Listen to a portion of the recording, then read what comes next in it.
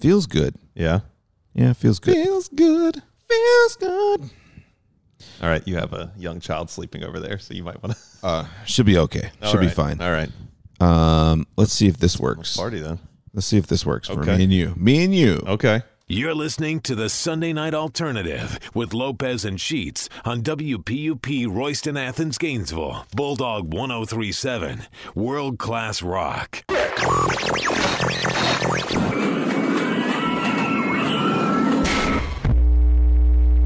There's nowhere to go but up from here, sir. Yeah, there's not. We can't really go any You sound farther. so confident saying that. Yeah, I know. Lopez and Sheets.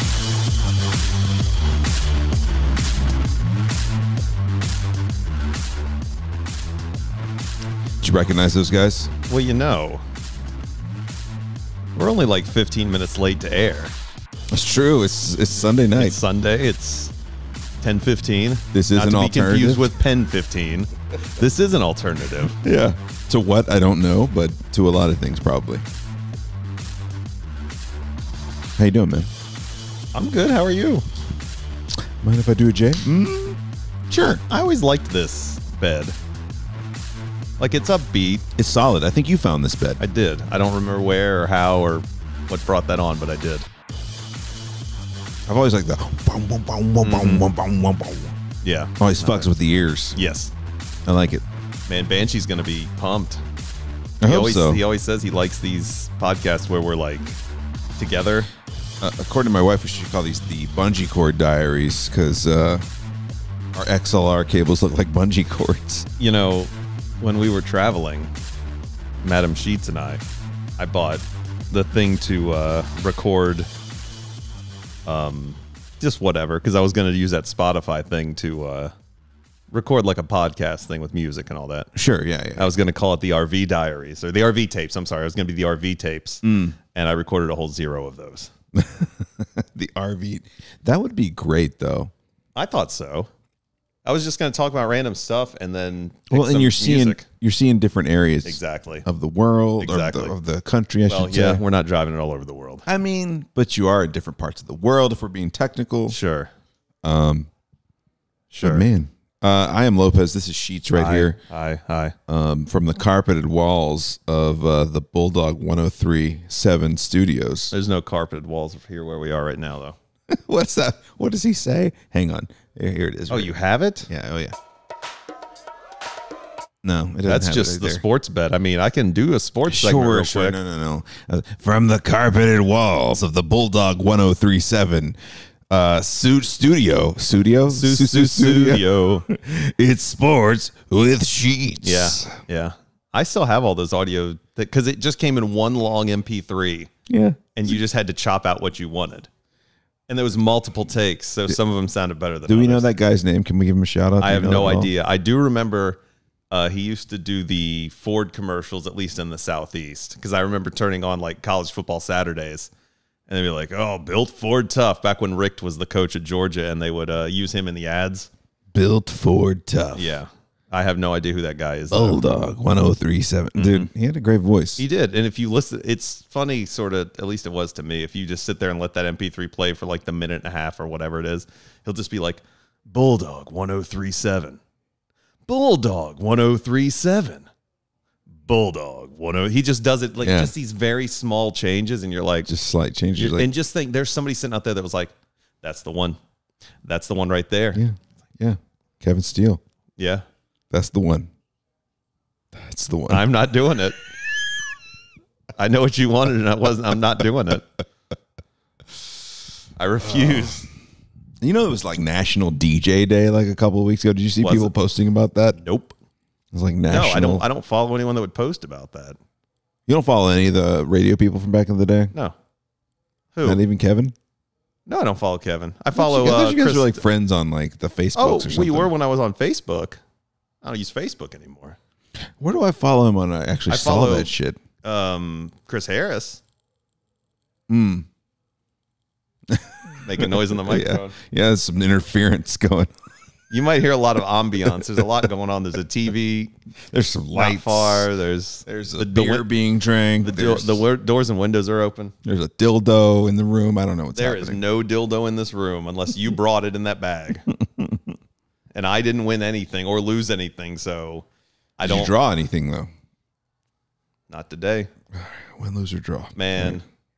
I lost to Joe by what? Like 1.5 or 2 points.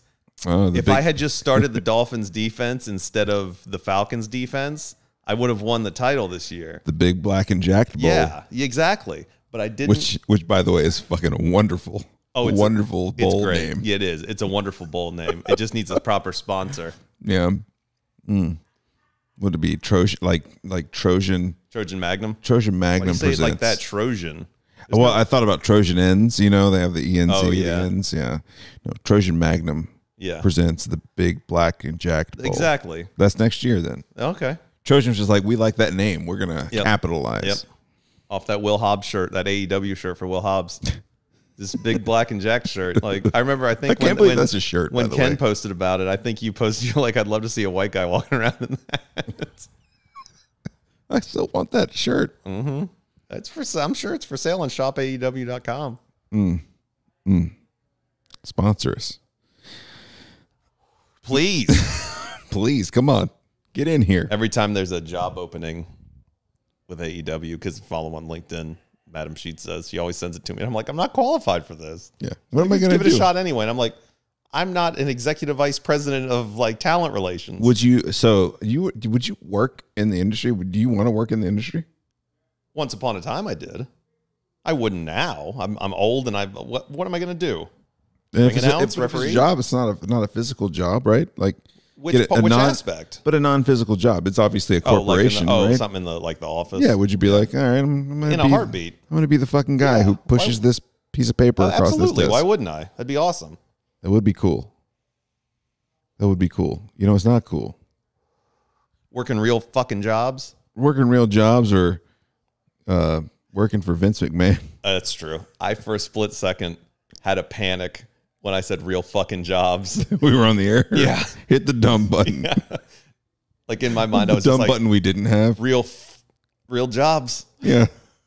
Every time I hear Rage Against the Machine, We'd be dropping moves like De La Mo to get the fuck off the commode. Yeah, I always think back to that episode where that dude called in or put it or on AIM was like, "Hey, that's awesome. You're playing the unedited," and we were like, "Excuse me."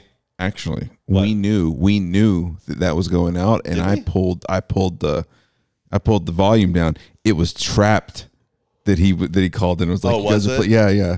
It was always thought it was Rage. Headstrong. Okay, We're gonna I always be- thought it was Rage. for some reason, the version in our computer was like, "Fuck off, I'll take you on." Well, and we were like, "What? What are you talking about?" We go back and listen to it. It was like, "Yep." "Ooh." I remember we went to one of the production studios. The Gorillaz song that Clint Eastwood was unedited also, because I remember Chris Harris and I did a broadcast. Well, Chris Harris did a broadcast that I did the setup for. that you were just jockey and yeah. like monkey jocking it. Yeah. And I remember I had the speakers set up and fuck this and motherfucker that. And I was like, man, here we go. It's blasting through the fucking airways of Athens at 7:00. Down in the camel back. Mm-hmm. Yeah. Yeah. That was a special time, man. That was like clearly downloaded, like not gotten from legit sources at all. Just like, this is a hot song. Let's put it on. We played anything that leaked immediately. Talking a lot about radio. I'm going to take a drink. Take a sip. But yeah, so speaking of working in wrestling, interesting stuff Vince McMahon. over the past week or two coming out about the V-Man. Well, so let's go back to before that broke. Like Okay. the day before was when what happened? What happened? Because they were all touting how they made that Netflix They deal. made the Netflix deal. Made the big Netflix deal, the 10-year, $5 billion, which apparently Netflix can either get out of 5 years early. So if like in 5 years, if they're like, this fucking sucks, Netflix can cut the deal. Or if at the end of the 10 years they're happy with it, Netflix can extend it for 15 or 20 years. It's like to 15 or 20 years. that's like a person convicted of a crime who fucks up her own court appearance and then gets a better deal from the fucking gets a better deal from the fucking prosecution than what was originally on the table before she fucked up her own. Fucked up twice. Yeah, twice. Fucked up 2 times. Twice. Was like, oh, okay, we're gonna give you 4 years, 4 years on a plea deal. Yeah, and then fuck that up. Then they come back with 7 years on a plea deal. Fuck that up. Then they're like, by the way, we'll just do 5 and change on a plea deal. It's like, eat my ass, dude. It was ridiculous. You got to see the Court TV, criminal justice system at work. It was court cam. Court cam. Yeah, court cam. Shout out to court cam. Yeah. But yeah, so that TKO, the parent company of WWE and UFC, which could there be a better like bedfellows for a company than UFC and WWE? No. Yeah. No. With Dana and Vince. What's the thing that Dana White put out there? It's like his dog barking loud. Didn't we share that in a fucking group chat today? What was it's in our group chat? And in the wrestling one. Like I found out a new trick my dog can do. Hold on, you just got it. You're gonna have to kill some time here. Well, we've just been talking about it because like all this stuff that came out about Vince is like absolutely insane. I think the thing I told you was like, I'm surprised at how unsurprised I am by this. Yes. I'm shocked by how unshocking this is. And it feels like Vince McMahon still wants to live out the Attitude Era, but never doesn't want to put it on air anymore. No, he wants it in real life. Yeah. IRL. Let me just throw all this out there and do these things that I want to do. It almost makes me understand why the Attitude Era got so fucking crazy. And that was somewhat edited because there are stories about storylines and gimmicks and storylines he wanted to run that were much more horrific than what aired. But so that Netflix deal gets announced, and then 2 days later or 1 day later, either way, the timing is suspect considering. And I wonder how Netflix is, if Netflix is pissed or not. I would be. You think Netflix knew? They were just like, all right, that's why they got the 5-year deal. Exactly. They're like, all right, all this shit's about to come out. Yeah. So like we need here's our you gotta caveat this a little bit. Yeah. So this news comes out about Vince that like he's getting busted for like sex trafficking and all kinds of shit. Is all the sex trafficking tied to that one chick? Yeah, as far as I know. Okay. But pretty much what people are saying is like it wasn't an you know more people are going to come out. Sure. Because he's paid off multiple Can't women. Be the only person, right? No. He's paid off multiple women. Someone's got to come out and say some shit. You would think. You would hope.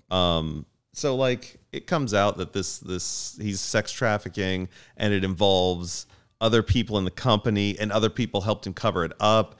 It doesn't say a name, but it says like former WWE champion and former UFC heavyweight champion that they were negotiating a contract with in 2020, and it only lines up with one person. Like it lines up with Brock. Like there's no other. Sure. And so like apparently Vince was like, regardless of the trafficking, which is horrific enough, apparently like they sexually assaulted her like in the offices. They had her send like graphic stuff to Brock. Brock asked her, other people. Yeah, and other people. But like Brock asked her for a video of her pissing or something. And so she sent it. And then he was like, thanks, bitch. Like he called her a bitch afterward. It's just like, that sounds like a Brock thing. He's that dude. I don't know. Do we think that's the reason why D-Wayne's back? You know, that's funny. You think D-Wayne's coming back and maybe he becomes like, he owns a lot of shit now, right? He's partial owner in the XFL. He's got the tequila. He's one of the biggest movie stars in the world. Right. Do you think he's like vying for a fucking stake in this company now? This is hilarious that you bring this up to me. All right. Because we have not discussed this not at all to this extent. No, I've been avoiding this topic the whole weekend we've been here. Thank you, by the way, for the weekend. It's been wonderful. Of course. Thanks for coming down. It's been a blast. It's really, really funny to me that you bring that up in that, like the way you're saying this, because when y'all were out earlier and it was just Madam Sheets and me here at the house, and I was like, can I just unload on you about some stupid wrestling stuff? Like here, I just want to tell you some stuff. I need to bounce it off somebody. I just need to say it. Yell at the wall. I follow so I subscribe to the Wrestling Observer newsletter, which has the message board. And I go on the message board, but these people are like, they're so much more well-versed than I am in any of this. And I read it just to see their commentary and stuff like that. So like I follow this shit, but I don't participate much because I just, if I say something and someone comes back at me, I'm probably gonna sit there and go, I got nothing to come back with. Like I have a knowledge of wrestling but some of these people are decades into knowledge of this. Sure. Some would say just weaving out about it. Sure. Yeah, and I'm not even talking about like the people that do this for a living, like Meltzer and Alvarez and people like that. I'm talking just people that have followed it and subscribed and read these newsletters. Zero Life. Yes, exactly. Just all the time in the world. I got other shit to do. To analyze the analyzation Don't get me of wrong. analyzing things. Yes. I love the shit. I love watching Japanese wrestling. I like watching American professional wrestling. It's great, but it's I I'm not as some of these people. Sure. I said to her, I was just like, look, can I just talk at you about some of this dumb shit? Can I throw this out there? Yeah. Because I know I don't want to be squashed by fucking another nerd. Yeah. Sure. And she's like, yeah, let's, come on. And so I was telling her about some of, because I don't watch their product. I don't know anything about their product outside of what I read and hear. When was the last time you watched the product? Consistently, or an episode specific, like, or just a random episode? Sure, consistently first. Whenever WrestleMania was in Orlando last, which was probably like 2016, 2017. Yeah. That was probably the last time I watched consistently. Maybe not even that. Okay. It might have been earlier than that. Their product is not for me anymore. Otherwise, you just keep up on like the normal shit. I watch AEW. I watch a little bit of New Japan. I watch classic All Japan. I just hear about WWE and I read some stuff occasionally. Sure, the big news that comes out. Sure, over there. Yeah. So anyway, you were airing grievances. So I was just like, can I just talk at you about this? And she's like, sure. And so I was telling her about some stuff that happened, I guess, on Friday's SmackDown that ties into Rocky being back. But regardless of that, because I guess he's getting a main event WrestleMania out of nowhere, but okay. He is also on the board of TKO. Like, he got added to the board. And he got like a good payday for that. He got like $30 million for that. Mm-hmm.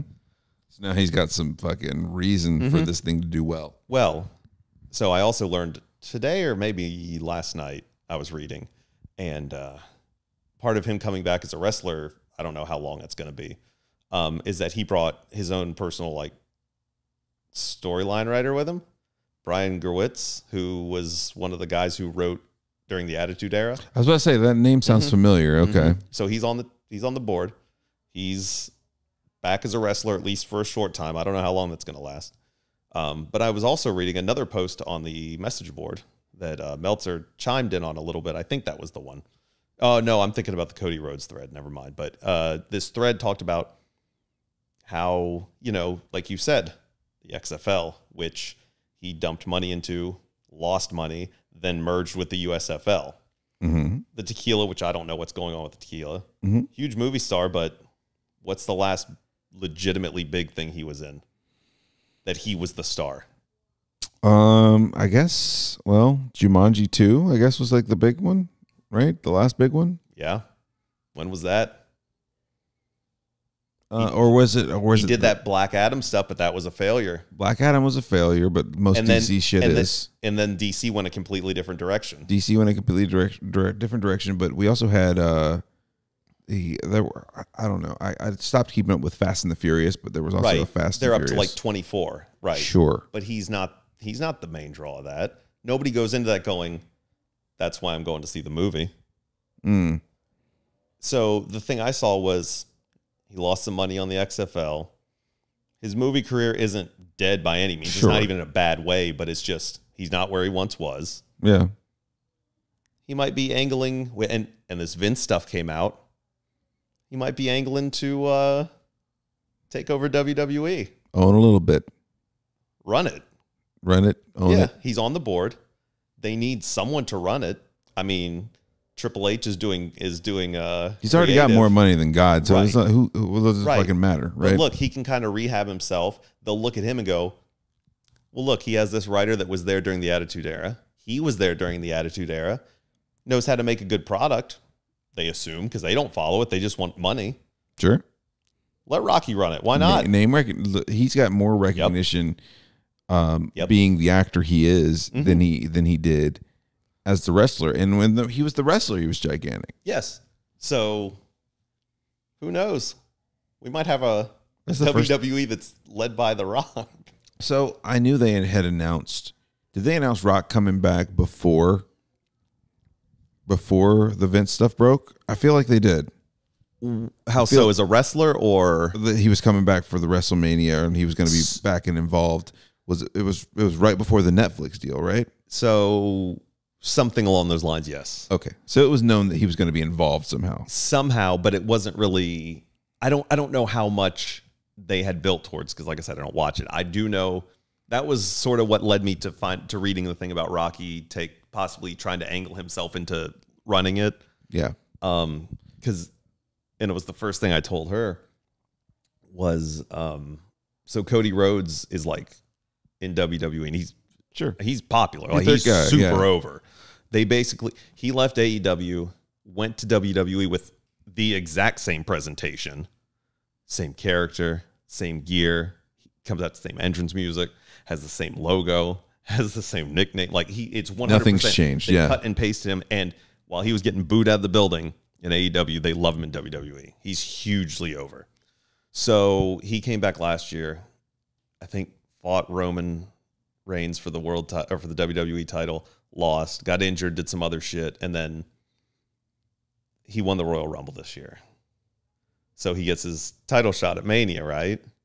So there are two belts now. Like, because remember during the original split, the champ just sort of bounced, and then they had two belts, and they unified them, and it was just a mess.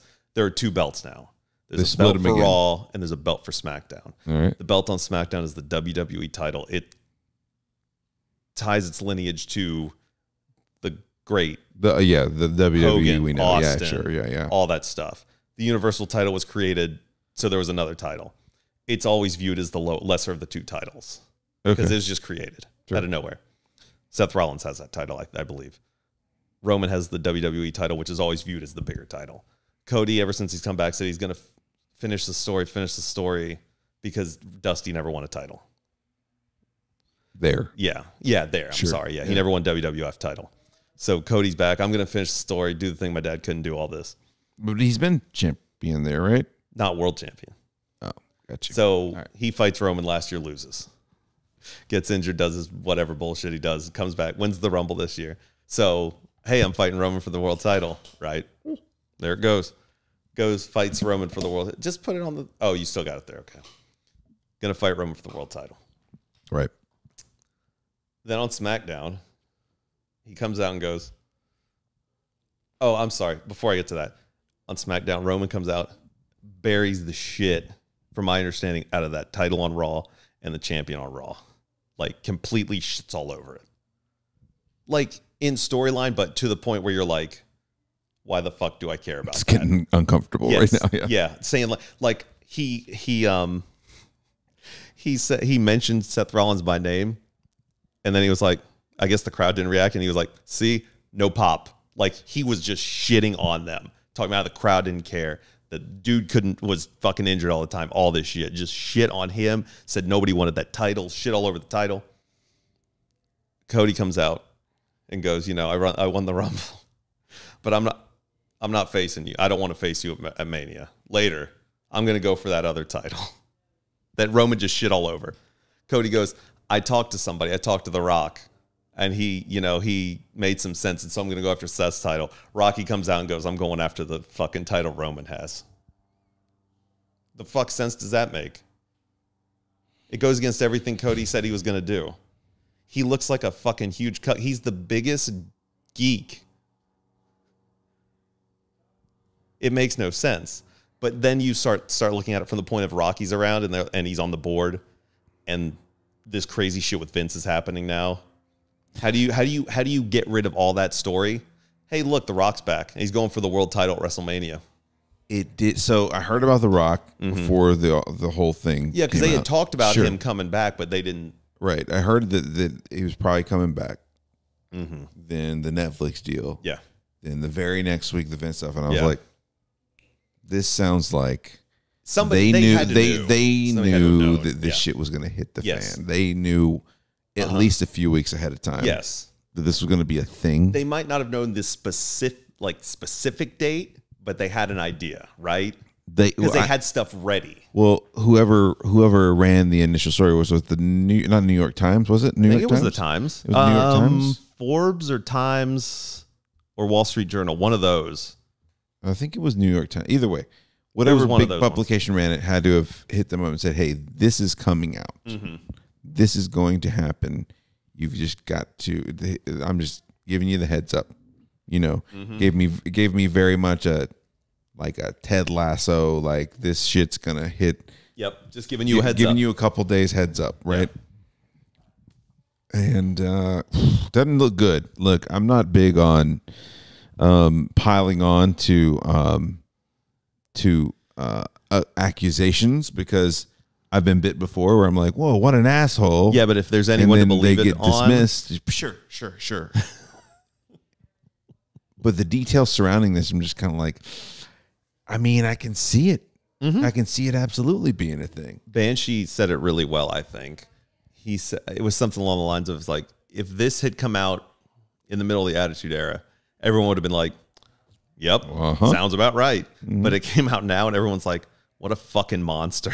Well, after they cleaned everything up and purged Yes.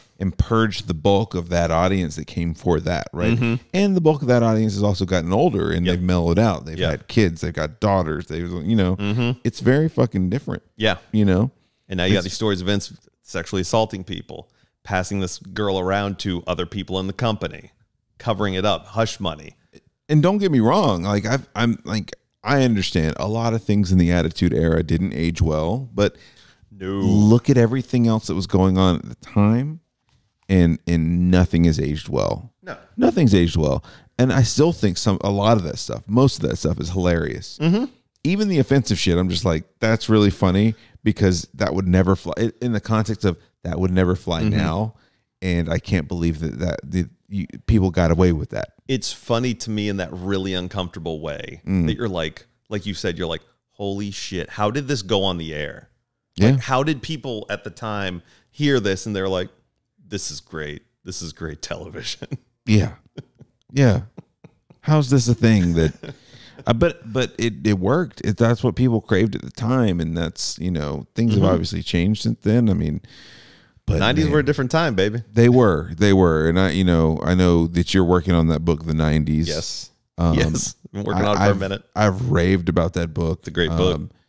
And he makes some great points in there. The fact that like, this is just where people's heads were at the time. Like you can't, while you can hold some shit against people and thinking in an ignorant way, the fact that nobody was looking at things the way they're looking at it now. I mean, we're talking 30 years now. Yeah. We're 1994 was 30 fucking years ago. Yes, it was. I mean, this is like from a person that spent most of my adult life being like the 20s. The 80s were 20 years ago. Yeah. The 80s were 20 years ago. Yeah. And they're not anymore. Not like anymore. It's fucking nuts. Yeah, dude. it is. I mean, it took me to get used to the 80s not being 20 years ago. It was probably by the time, I don't know, 2000, almost 10. Yeah. Like, it's like, it's close to like that shit. You go, oh, that was 20 years ago. No, that was the 90s, baby. Yeah. Yeah. We were well into 30 years ago. Yes, we are. 30 something years ago when I was so used like to it. if that had happened during the Attitude Era, we all would have been like, yeah, okay.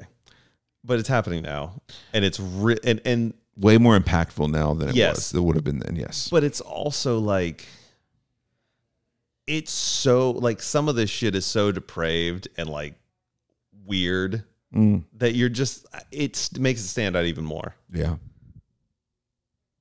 It does. And It isn't just a case of like, oh, they were passing this chick around as their like office, bang against her will. It was beyond that. Like, it was sexual assault. It was the awful threesome story that I don't want. That like I want to talk about, but I don't want to talk about. You can bring that up. Awful. I don't, yeah, it's very bad, and it's like I don't know, man. It's just your core audience is in such a different place, and now human trafficking is a fucking thing that is talked about a lot that wasn't talked about a lot back then. The Me Too movement happened. Yeah, the Weinstein thing happened. Yeah, that all that stuff happened, and it's just, I don't know, man. Like it's just kind of a different. It's just a different way of looking at things. Like just our entertainment was based a lot off of just shit that was just funny stereotypes about everything, about women, about white guys, about, anybody else. And it's just, when you see it now, especially once you've gotten a little older and you've gotten a chance to be like, oh, you understand the gravity of things. Like when I talk to a young cousin or a niece or a nephew that are maybe just getting out of high school or, still in college, and you talk to them and you're like, oh, you haven't gotten a gravity to things, to just the way things are in the real world. Yes. You can look back on them and be like, the Attitude Era was that. Like you didn't, no one understood the gravity of what they were doing to people. Yes. Because very womanizing. Because you got to think, if this is just a story that came out in the last few years, because that's all this is the last few years. This shit's been going on. It has to have been going on much longer than this. It has to have, because he's paid off other women, and there were other accusations as far back as the 80s. My first question would be like, why'd you stop paying? Like, honestly, like that was what I was going to bring up next. He could have covered we don't know why everything came out like it did. Sure. The assumption is he owed, accusations say. Yes. Sure. The accusations say he stopped paying. He stopped paying that. $3 it was million, a $3 right? million buyout for her to keep quiet and sign this NDA and all that. And supposedly he paid $500,000 and never paid any more. This man has ungodly amounts of money. We're not talking like Elon Musk or Jeff Bezos, but Vince is loaded.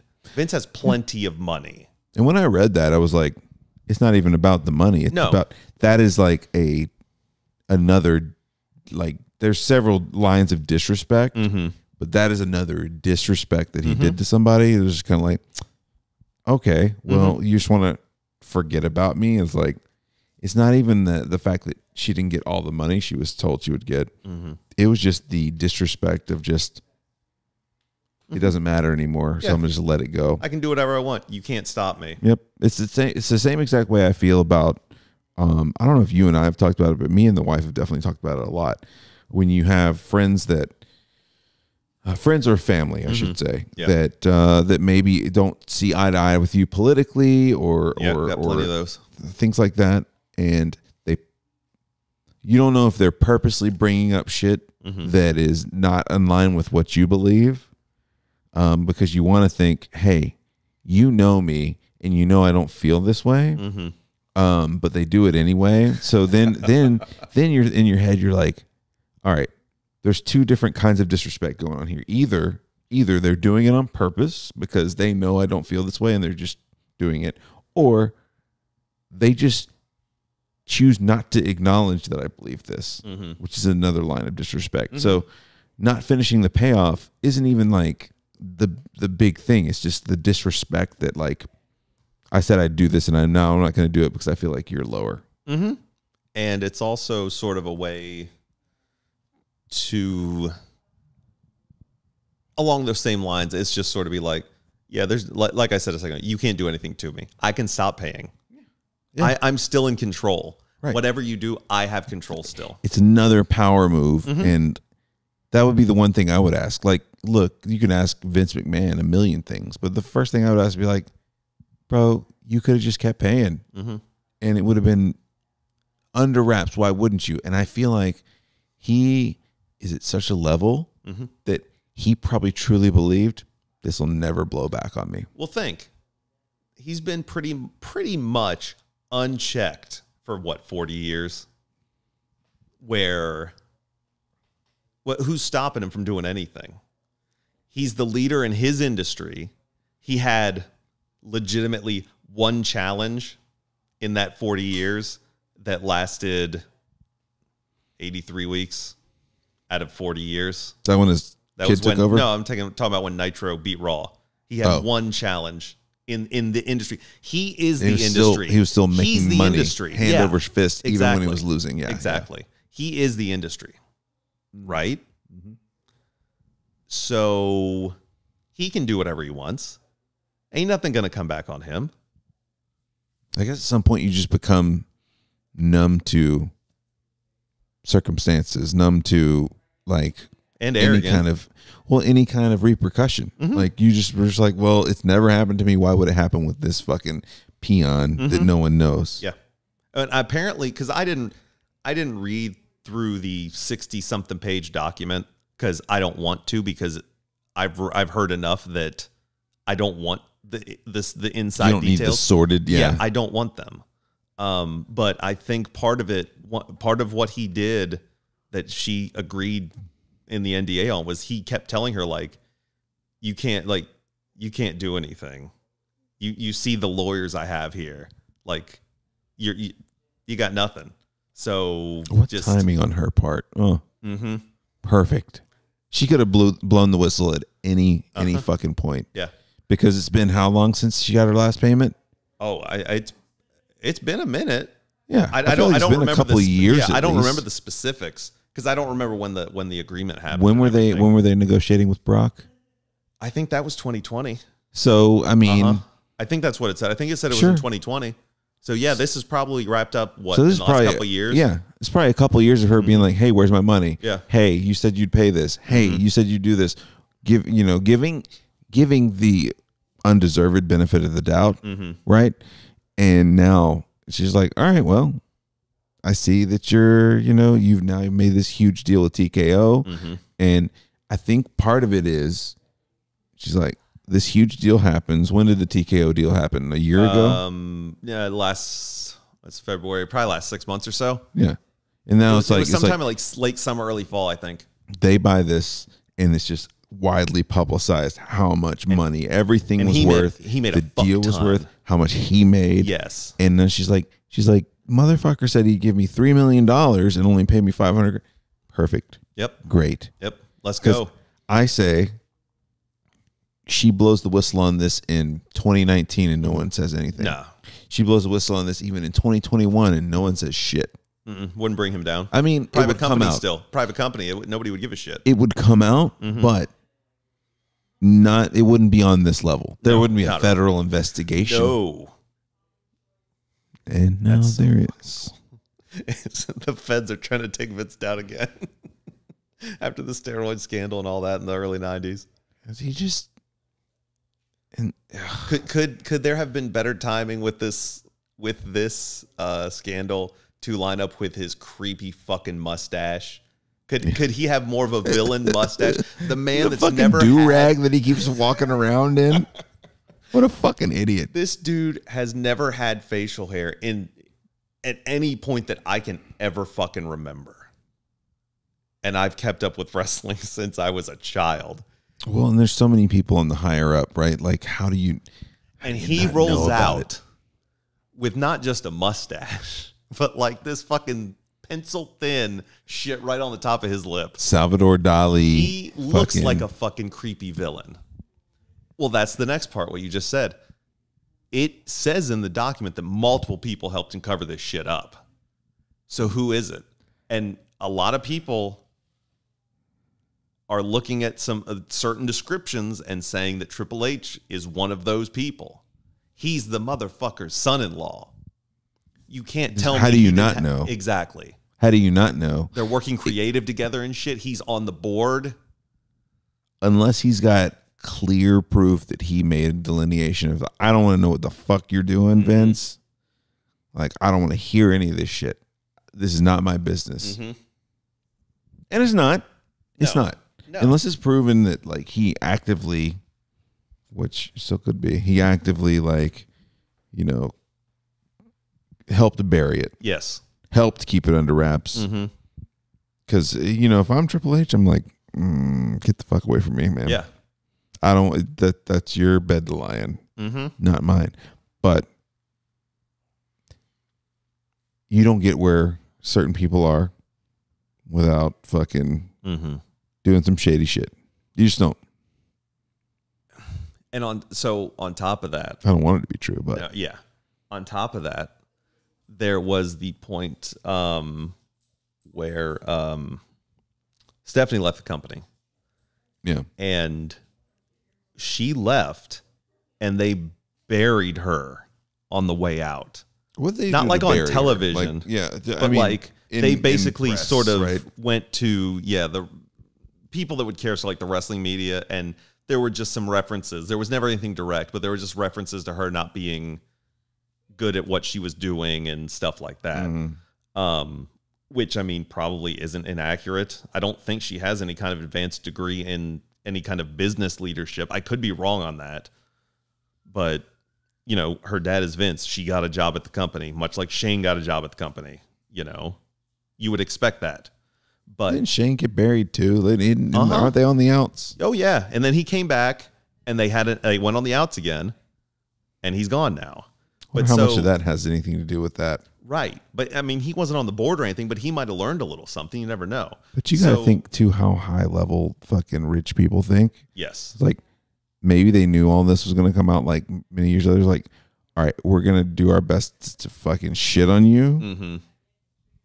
Didn't mean to do that. Oh, Jesus. We're going to do our best to fucking tarnish our name with you and you're associated with the company so that when this comes out, you can say, that's true. They shit on me too. Yeah. You know what I'm saying? Like, and now you guys are in the clear. Mm-hmm.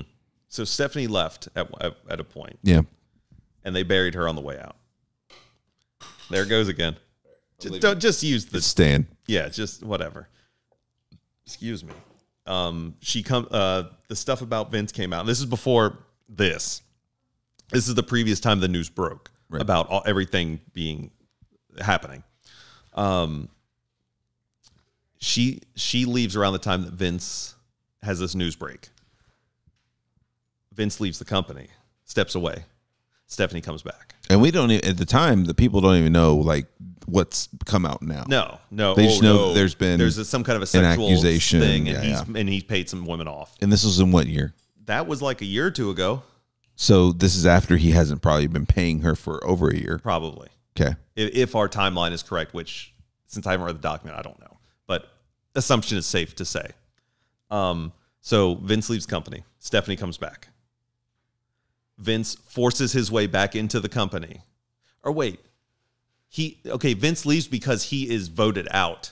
Stephanie comes back. Vince forces his way back into the company because he owns so much stock. Just before TKO deal. Yes. And he said he was coming back to facilitate a sale. And then he would leave if the sellers wanted him to leave. Yeah. And then so Vince is back. Stephanie goes on TV, is like, hey, great Vince McMahon, like, let's welcome the man, and blah, blah, blah. And they always go after Vince, and da-da-da. And next day quits and is gone again. And I don't think she's been back since. I could be wrong on the order or something along those lines, but it's very interesting that based on when people think that the board found out about all this is roughly around the time that she first left. And when Vince left, she came back. Jeez. And then he forced himself back in and she left again. So I'm willing to bet there's something who knows? She might have found out and been like, this is fucking gross. Yeah. I'm out of here. You like to think so. You would like to think so. You like to think so. Or she found out and was like, I'm getting away from this ticking time bomb while I can. Yeah. And then when Vince was gone, she's like, well, he's gone, so it's fine now. And then he came back and she was like, well, fuck. I like the skeptic in me is always like, maybe they just decided, hey, let's distance the kids from this. Let's create enough plausible deniability. Sure. They could be like, I didn't know. And when I found out, I fucking got the fuck out of there. Yada, yada, yada. Mm-hmm. It lines up too fucking easily. It does. And that's part of the thing. It lines up conveniently. Mm-hmm. It does. But it's a weird situation. And I was skeptical if the feds would get involved because it's sort of like, well, it's a scandal at a company, but I think, I don't know. Human trafficking is fucking huge. Oh, no, right it's huge, yeah. right? It's so big. But like this is the wrong time. Like, it's almost like being, I don't know, it's almost like being a low-level terrorist after 9/11. Like, you're like, oh, no, I wasn't doing that kind of shit. Like, I was just fucking scaring people. But, like, you got to think, like, it's a carny business. Vince is the top guy in a business about fake fighting. Like, who really gives a shit? But at the same time, the feds were probably like, fuck this. Well, it's just the years. He made the deal, like, he made a deal and made like billions of dollars for this TKO thing. So, the feds are probably like, this motherfucker. Yeah. Well, and you're talking about years and years, like you mentioned, and years of like unchecked. Yeah. Who knows? Anything. There could be. And there's no way. I'm not saying there are, but I feel like my gut says there's no way there's not like bodies under this guy. It wouldn't surprise me. Well, I mean, people that have been disappeared. Well, Snuka killed his girlfriend back in the 80s, and Vince went to court with him and was like, this motherfucker can't speak English. And they ran with it like how was he able to kill it was something like language. that. Yeah, it was something like that where he can't answer questions. It seems just as ridiculous. Like, it's like, he can't speak English. How could he possibly kill somebody? Because murder doesn't exist outside of the English language. It's so, like, the fact that he's gotten away with everything he's gotten away with. It's insane.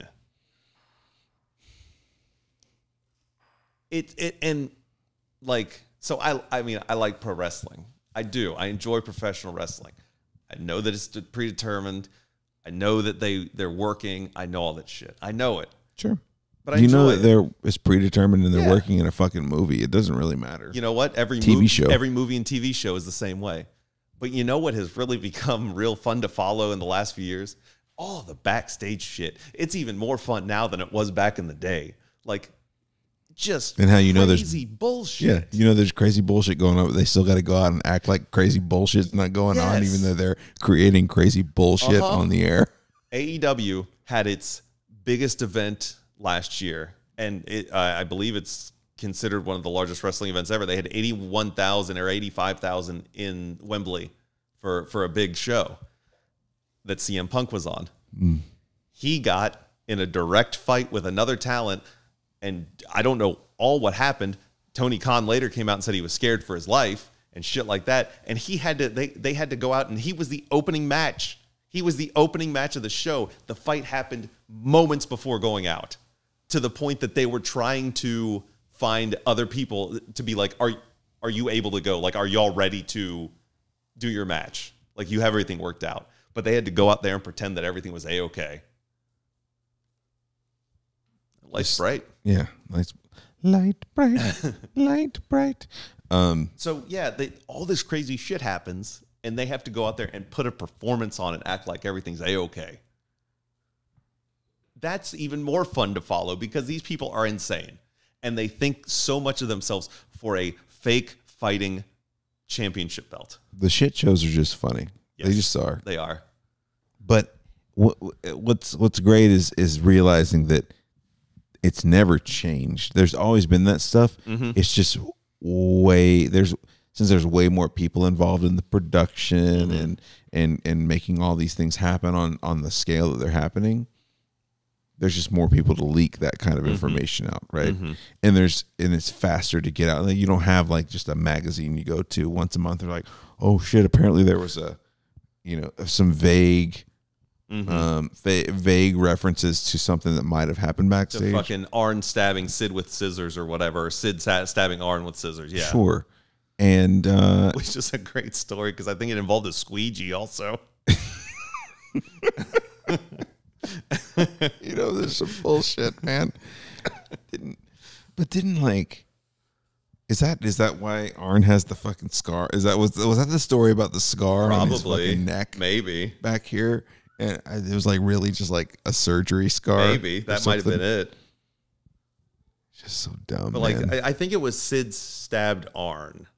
If I can't remember specifics, but I think pissed off about not getting to a softball game. That's my favorite, and I love that.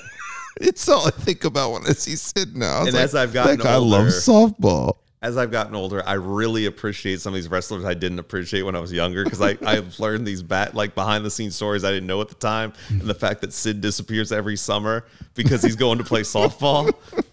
So he's always gone in the summer months. Like he never worked programs. If you look like in the summer, he never did a SummerSlam. Probably not. Maybe that's right when he came back, right? Maybe. Oh my God, Sid's here. Sid's here. The season's over. Season's over. JR's talking to him, and he fucks up the promo, and he's like, "Oh, can we start over?" And he's like, "We're live, pal. Live as hell, pal. We're live, pal." And he's just like, "You'll find out tonight." In the of the world. And the time that he said that he was cutting the promo in WCW against Nash, and he said something about You are not that you're half the man that I am, and you have half the and I have half the brain that you do. half the brain that you do. There are videos, I'm sure there have to be, I think I've watched them, of compilations of just Sid in wrestling. It's great. When he was in WCW, and like I think they ran some storyline where Goldberg Sid ran Vicious. his car, where Goldberg ran his car over, like flattened it, and he came out to the car and he was just like, "Why me? Why me? Goldberg!" And it was just like and he's just like standing there like looking like a 10-year-old throwing a tantrum on a flattened car. He's the best. He's Sid always is just the best. a ripped dude, just a ripped softball-loving redneck. Yep, that couldn't talk. I love him. Sid's the best. I fucking love him. You know, I had a Sid Vicious action figure. Did you? From the 90s? Yeah. WCW. Well, certainly one from the 2000s, buddy. He broke his leg in WCW, and that was it. Yeah. Yeah, no joke. Which was horrific. Fucking ended his fucking softball. Yeah, no shit. His softball for the year. For the year, probably for his life. That leg was fucking in the boot. It was an L. Yeah. It was horrific. Yeah, it was bad. And they showed it so many times on Nitro the next night. Dude, I had the WWF at the time always had the best like action figures. Yeah, their toys were awesome. They had movement, they had actions, they had all this stuff. WCW's first set of like nationwide action figures were solid. They weren't even action figures. They were just what you'd call figurines. They were like more like starting lineup. They didn't move. So they were like the old classic early 80s WWF toys. Yes, but they were just in a pose and that was your toy. They were just in a pose. I feel like they were only like maybe 6 inches tall. Like they weren't huge. Only 6 inches tall. Let's give them a little credit here. But I had Sid. I had one of the Steiners. I feel like I didn't. I had Sid and someone else, and I can't remember who it was. It wasn't Sting because I really wanted Sting. Yeah. It would have been whoever Sid was feuding with. Who do you feud with back in the day? I don't remember. I don't know why I ended up with Sid because it was at the time, and Sid was part of the Four Horsemen. Because at the time you had Flair, Anderson, Sid, and Barry Windham were the Four Horsemen. That's a rough Four Horsemen, and like in all like. This is the Four Horsemen I knew. In respect, like Wyndham's a good worker. Was a great wrestler, and Sid was Sid, but like that's a terrible Four Horsemen lineup. That was back in the day. Like that was back in the what was the fucking? That's a far cry from. That was one of the first pay-per-views where they did the rings side by side. War Games. Oh, when they did War Games, yeah. War Games. So they did the first War Games was like 2 rings back to back, right? And then eventually it morphed into being 3 rings. Which WCW was ridiculous. It was, but man, like I ate that shit up. When I was little, I watched WWF mainly, and then at some point I watched WCW, like because I remember going to a house show in Florida, early '90s. It was a WCW house show, and I remember. At one point looking up and Dustin Rhodes was up there looking down over the ring. I think he'd already worked a match. And like the next year he debuted as Goldust. So like later when I realized that, I was like, oh, I wonder, like he was probably just working out his dates and like was just going through the motions. I remember Dustin Rhodes being in the WCW. The natural Dustin Rhodes, yeah. And his thing was just his finishing Dusty's son. Yeah, the finishing move was the bulldog. He had the blonde.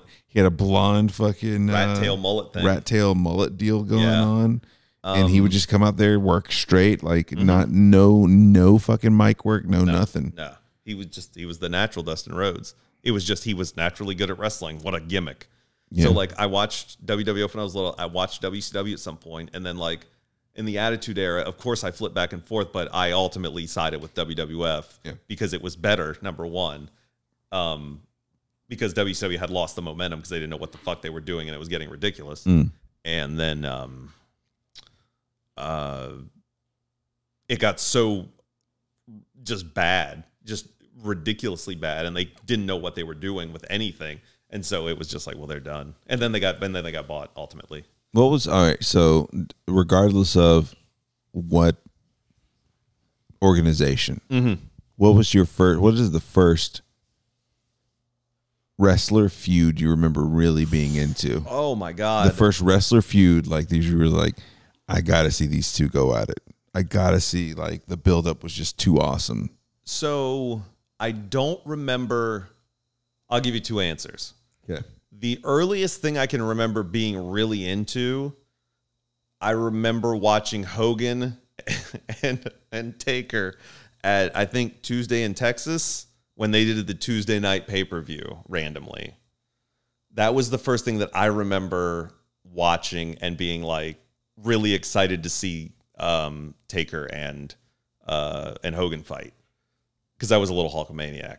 Sure. The first like storyline feud that I remember really being into and like totally being like, oh my God, was Jake and Macho when the snake bit Macho on the pay-per-view. Like everything to do with that, just the feud between Jake and Macho. That's funny because Jake is part of Jake the Snake is part of one of mine. Yeah. Originally, so growing up, we didn't have cable. Yeah. Like all I had was TBS. So, and that was over regular broadcast. So I watched a lot of WCW in the 90s. You know, Flair Sting at the time was huge. And classic feud. Classic feud. You know, for a hot second, Sting was part of the Four Horsemen. Yep. Kicked out. Like, I think I picked up right after he had left, and it was just like the Four Horsemen were just going after Sting. So you had the Four Horsemen, you had Sting. Sting always got turned on. Everyone turned on Sting. Yeah. Luger did. Flair did. Multiple times. Anybody that he sided with would turn on Sting. It's part of his character at this point. And yeah, and so it was always the Four Horsemen, which we talked about, was Flair, Wyndham, Arn, and Sid. Right? Yeah. Later, Larry Zbyszko, like Steve Mongo McMichael. Pillman was in there, Mongo. So at the time, Sting had on his side Flying Brian. Yep. And Lex Luger. I remember watching Flying Brian. There was someone else who was their fourth. When he wore those Bengals tights. Yes, he wore the Bengal tights. Flying Brian, Pillman, Luger. And then a fourth. Was that when Bulldog was there? Oh, I'm sorry. Flying Brian, Pillman. And then Pillman and Flying Brian are the same person. Pillman, Sting, and Luger were together. Yeah. And then the Steiner brothers would alternate in and out. That's right. I forgot the Steiners were aligned with them. The Steiners were aligned with them. They were the tag champions, but if they ever needed a fourth in their crew, they would take one of the Steiner brothers. Rick Steiner, Scott Steiner, whatever. Wow. Aggressive. You're all right. This is pre-Big Bad Booty Daddy, Scott Steiner. Yeah, this was long hair, Michigan. All-American Michigan, national champions. Yeah. So that was the thing on the WCW side. On the WWF side, the first one I remember being crazy about was Jake the Snake Roberts and Ravishing Rick Rude. Oh, that was a great one. Rick Rude would just talk about his fucking wife. Wore the tights with her face on his crotch. Wore the tights with the face on. Oh, my God, dude. And Rick Rude, man, like in his prime, like Rude was so good. He was really good. And I know he had to go like later in his career, had to just be a manager because I don't know if he was just so injured or his neck was fucked up. Yeah, he busted up his neck and back against Sting, I think. Oh, it wasn't a car wreck? Oh, okay. I mean, it might have been, but what did him in was in a match. Jesus. I think it was for I think it was when he was the WCW International Champion. That's when insane. they basically created or kind of gave him a belt because they weren't giving him a world title. Even though he should have been the world champion in both WCW and WWF. Rude was a great heel. Yes. A great fucking heel. He was so like up there with Hennig to me. Like just a great heel, right? Perfect was my first heel that I really liked. Mr. Perfect was my first like heel that I was like, that dude. I was always obsessed with Jake the Snake. Him and Piper. Yeah. And I mean, Jake was great, but I remember Piper and specifically Perfect being my two like heels. Although Piper was more of a face by that point. Yeah, Piper was weird because he was to me the first kind of like anti-hero. Yeah. You rooted for him even though he was a fucking asshole. Mm-hmm. You still rooted for him because you were like, oh man, I love that drunk fuck. You know, like it's just that, you know, the drunk that you take up for, right? Yes. Like, yeah, he may be an asshole, but he's our asshole. He's our asshole. There were just so many good ones. Yeah. Do you recall? I didn't see the build up for this because I think I was too young, but I do remember seeing because I would go to the video store and rent the WWF. You know, I'd rent the Manias and all that. And did you ever see? I think it was Jake and Rick Martel, and it was the blindfold match. Yeah. Rick Martel was the one that come out. No, yeah, he was the model. He came out with the perfume. He came out with the perfume in the fucking in the big yeah, and he would blast it in people's faces to blind them. Yeah, I remember and that's why they had the blindfold match. The blindfold because it was a terrible match, and then he supposedly blinded Jake the Snake. Mm-hmm. Yep, he blinded Jake the Snake, and dude, I remember like Jake the Snake getting into it with like Earthquake and like Earthquake fucking jumped on the snake, jumped on Damien. Snake. Sat on him. Did you ever listen to interviews with Jake the Snake where he's just like how many snakes they went through? I can't imagine. Just the amount of just because like they would just fucking die because they would be thrown around, they'd be fucking worked in matches and just fucking killed all the time. I'm sure. You know, just mistreated. Like it was the 80s. It was a different time. Different time, man. It was a snake. It's not like it was a dog. Although the poor fucking dog for the Bulldogs that got not well taken care of either. Remember they had a bulldog. What? Matilda? One of the Uggas? Yeah, they had a bulldog that would go with the British Bulldogs back when Dynamite and Davey I'm sorry. I thought you were talking about the college team. Oh, no. You're talking about the... No, not Uggas. But, you know, the Uggas. Yeah, the Bulldogs. Yeah. But not Ugga. No, when British and Davey... I'm sorry, not Davey. Dynamite were a tag team. For a while, they had the dog with them, Matilda. And it was an English bulldog that came in the ring with them. I vaguely remember that. What happened to that dog? I don't remember, and I don't really want to investigate it. They just fucking didn't take care of it, basically. And I think it got abused a little bit because wrestlers are fucking scumbags overall. No, they're fucking just... The good ones are few and far between. Well, they're scumbags, but like it's just one of those things where it's like no one showed them any better because they probably just didn't even have a fucking parent. And again, it's a carny business. It's a carny business. You got these people who were like, if you did have a parent, it's because they were in the business as well. Right. That's like, the way you get into it back in the day. Now there's that fucking performance center and stuff, and you just grab people that were good college athletes and hope they work out. Now it's like a professional fucking sport, right? I mean MMA. You asked me when we got here. Was it here when we got here? It wasn't when you were here. It was like in the lead up. It was in like the few days before. Are you talking about me asking you if you still watched or kept up with it? Yeah. Maybe it was here, but I thought it was in the few days leading up. I think it was maybe in our chat or whatever. It's hard to keep up with, man. Like it's like just like wrestling is different now. MMA is so different now too, because it's hard to keep up with, one, and two, it's become so. What's the word for it? Like it's become so like science driven. Like people know what works and for how long it usually works for a person of a certain age, to a certain age. Whereas like in the beginnings and up until I want to say like 10 years, maybe not even 10 years, maybe up until like 6 or 7 years ago,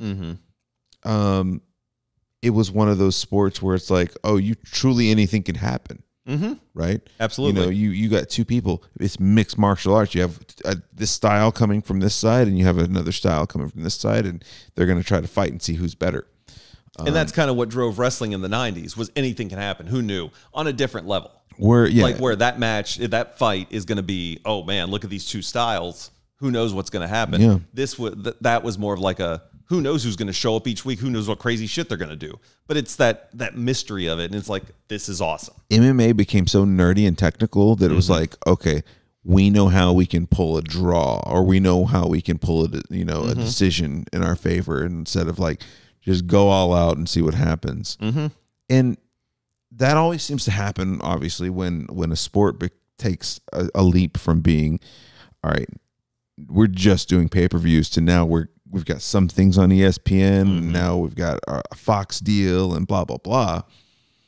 So you could kind of see it coming, but then it became this thing where, and this is exactly what I told you, I was like, it became so hard. Like you went from having one pay-per-view a month, one great card every month, to having a card every weekend, whether it was a pay-per-view or it was on, it's on ESPN Plus, or if it's on Fox, you just, all of a sudden, every weekend, you're going to have a UFC card, and it's just like they have to take those really good matchups and now dot them into these terrible lineups. And I don't even want to say terrible because that's really unfair to the fighters. Yeah.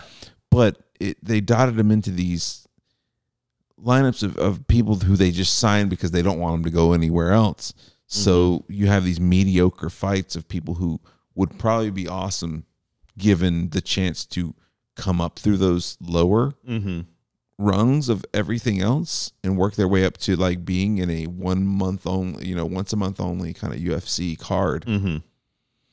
And it just, it's hard to keep up with because now you're like, I don't know who the fuck that guy is. Yes. The same has occurred in professional wrestling because with AEW coming around and being a somewhat legitimate threat to WWE, as much as you can be to try to compete with a company that's 50-something years old plus,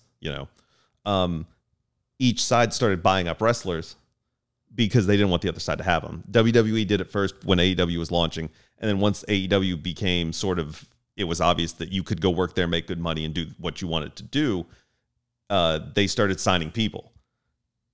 Now both sides sort of have so many wrestlers and none of them do anything. And then they'll randomly show up because they're like, oh, we need someone in between pay-per-views to fight for a title. Nobody knows who any of these fuckers are because they're not on TV. And there's only so much content that's out there.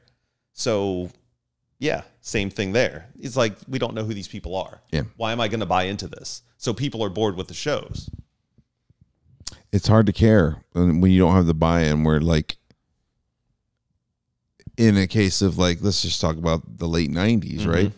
Where you have people that are like, you're completely bought. I'm as bought into The Rock, versus DX, the Nation of Domination versus DX as I am to Stone Cold versus Vince. Yeah. I'm as bought into, any of these Val Venus and the fucking the Kai and dick Tai. off. Yeah. I'm as bought into all that shit. Like when you're bought into so many levels of it, it feels so great. Whereas like when you're looking at like, I like this one guy, regardless of who he's wrestling, then you're like, well, shit, I don't fucking know how to take this, I feel like also when you're bought in, like really bought in, you can sort of forgive some of those lower things that happen when you get a fight or a match where you're like, this is all right. But they've built up things, right? Sure, but they've built up enough goodwill that like, and you're so into it that you're like, I can forgive. And like you said, that's really unfair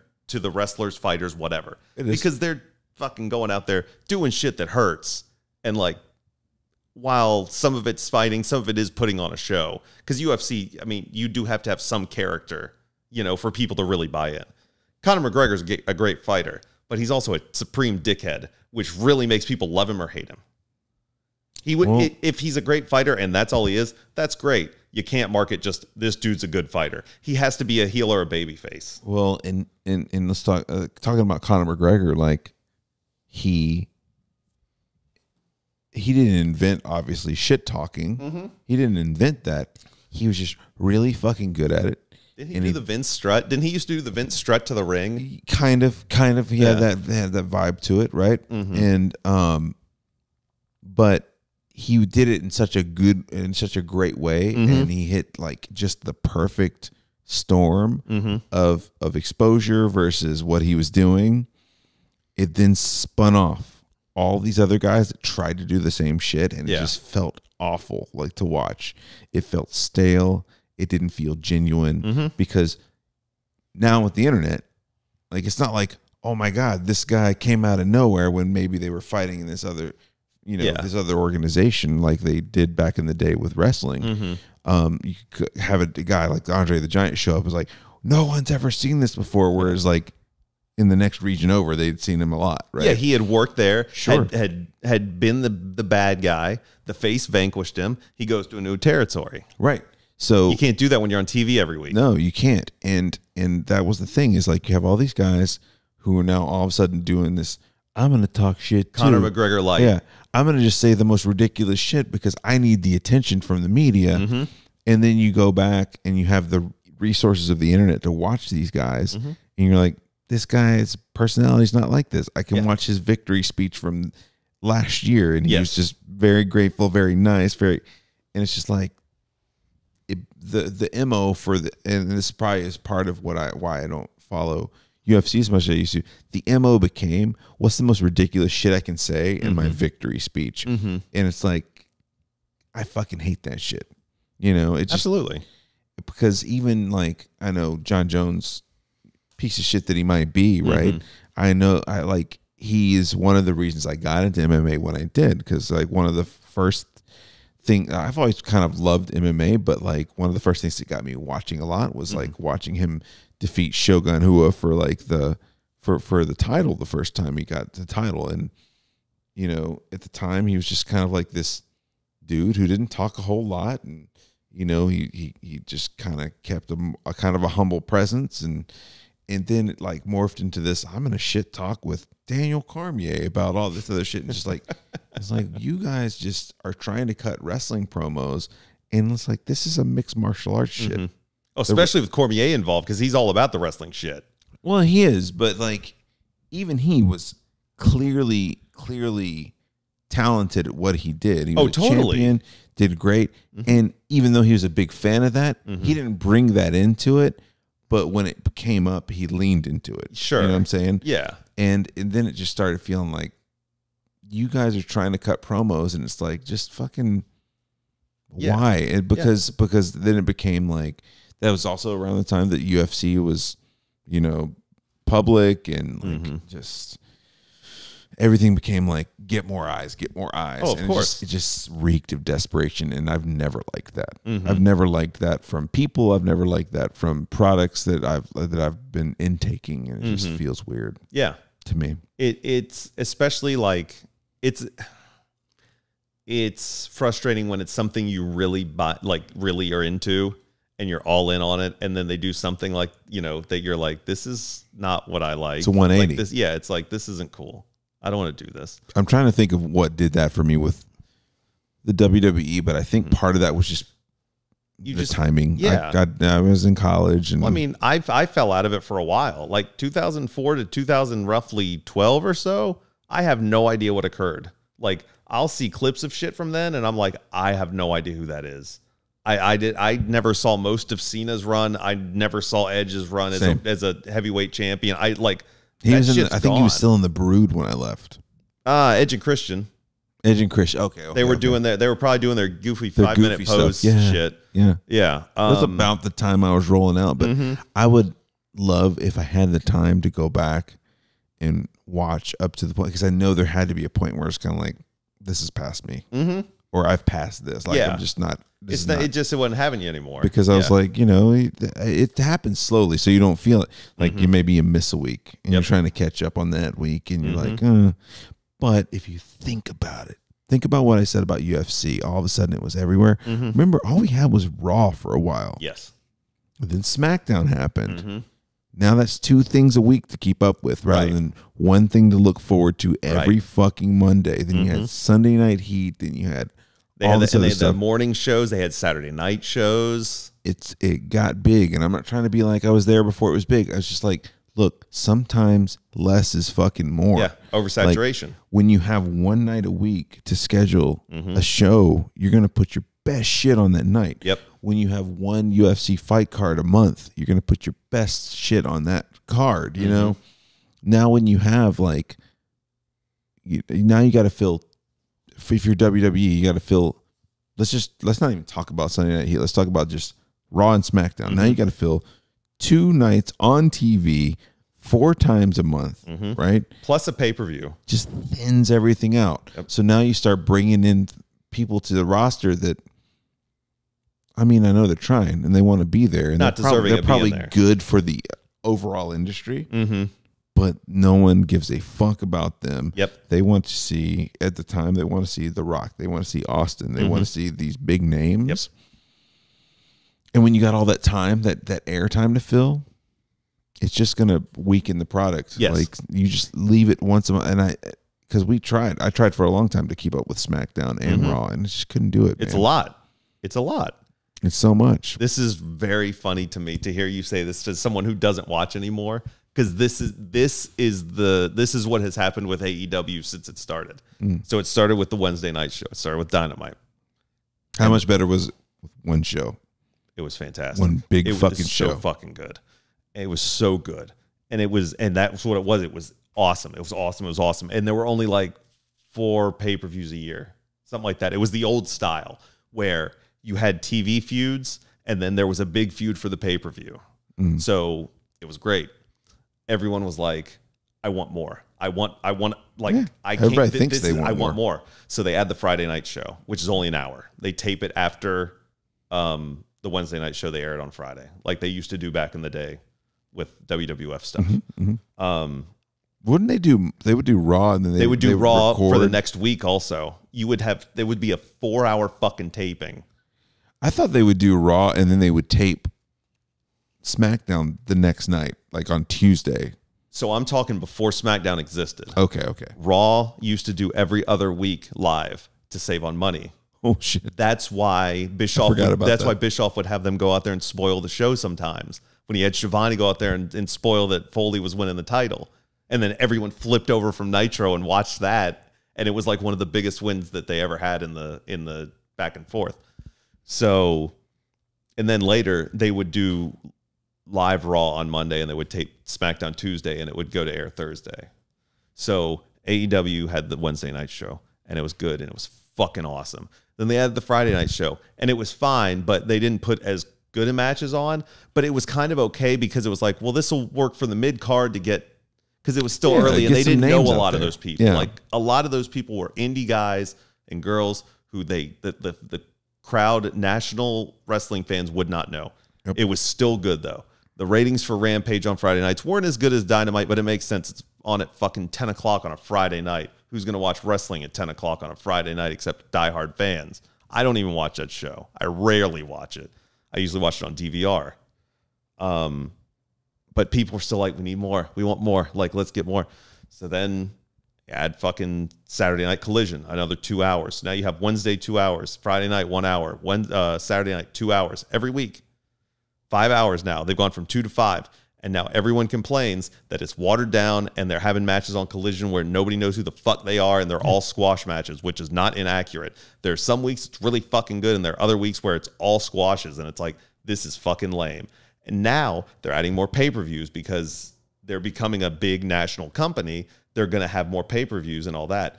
There was a time this past year when that big event happened, All In London. And the next week they had another fucking pay-per-view. All Out, which was in Chicago. And then a month later, they had another fucking pay-per-view. It was three pay-per-views in a little over a month time frame. And I remember Madam Sheets being like, this is way too fucking many. And I was like, I agree.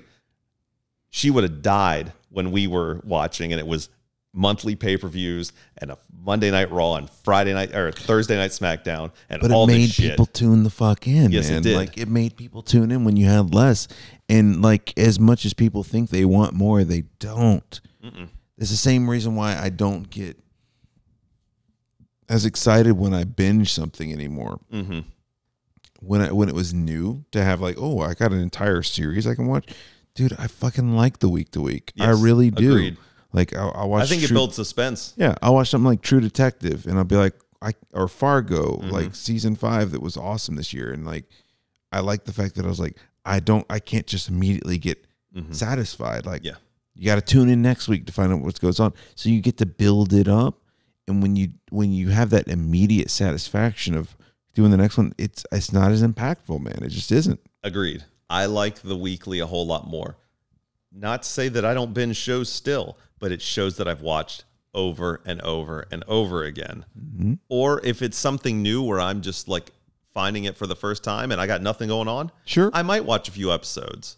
But I much prefer the week to week because to me it builds suspense. It also gives you an opportunity to talk to other people about it, read about it. If you really like it, you might want to have more information about it. speculate. Like, Yes, exactly. do That was the thing I loved about Reddit when I still was there watching week to week programming, because that was an immediate built-in thing to where you had people who specifically liked what you were watching or were at least interested in it, and you could discuss it with them. Like it or not, that's why people can stay tuned in with when you're talking about something like the NFL. Your team's not going to play more than once a week. No, it's an impossibility. And sometimes there's an off week. Like sometimes there's just a bye week, right? So all you have to look forward to is the next week. Even though they've added so it used to be Sundays all day was NFL, and then you had Monday night football. Yep, you had Monday night. They've added Thursday night football now, but still, your team's not going to play more than once in a week. No. They're just not going to. At the most, you might get Monday and Sunday. So you'll have a shortened week by a day. Sure. But that's it. That's the closest you got. But your team's not going to play Thursday night football and then play Sunday. But that's not going to happen. Yeah. And let's talk about, all right, fine. Let's talk about, Kansas City. They love their fucking Chiefs, right? So let's talk about the Chiefs playing 3 nights a week and how much that would fucking destroy not only the players physically, but let's just say that didn't even take into account. Your interest wouldn't be there as much. The interest wouldn't be there because you'd be like, well, I missed this one. I'll just catch the next one. Arguably why baseball isn't as popular as it used to be. And, I mean, I love soccer, but when there's a match on Sunday and then there's a Wednesday match, a midweek match, and then they play again on Saturday, I get a little... I'm not going to work to watch all those. That's too much. I mean, it's hard to keep up with. Yeah. Even though the beauty of soccer is just about your time commitment. It's pretty much 2 hours. Like, it's going to be 2 hours unless something fucking weird happens or it's something that's special. But still, to dedicate 2 hours multiple times a week to something isn't necessarily realistic. I think the only thing it works for, and I just brought it up, is baseball. Like, and I think it only works for baseball because baseball has always been that way. Yeah, it's ingrained. It's always been series. It is what it is. You go through and you play a series against someone, then you move on to the next series, and it's always kind of been like that. So it's had the benefit of time, and it also has the benefit of being really, really popular when there was nothing the fuck else to do. Yes, right. Yes. And framing it in that series way, even as you've said, each set of games is a series against somebody. It might be a 2, a 3, a 4 game series, but it's always not always, but it's usually viewed as, let's say it's 3 game series. You took the Braves beat the Mets 2 out of 3. It's always viewed as, all right, they take the series 2 games to 1. Even though it wasn't a proper series, it's still viewed as they won the series 2-1. Right. Or they swept, or exactly. Like so it gives you sort of a buy-in to watch all 3, to be there for all 3, and be like, oh, that's what happened. Oh yeah. Well, baseball is also kind of one of those games where you do pay attention to the little things here and there, to where you see one thing one game, and next game you're like, oh shit, because you just saw, and it just you sort of see trends and stuff. Whereas week to week there are trends, but it might not necessarily be as evident. Yeah. I saw a thing the other day when I was at work. The TV was on. It was talking about how awful Russell Wilson's year was.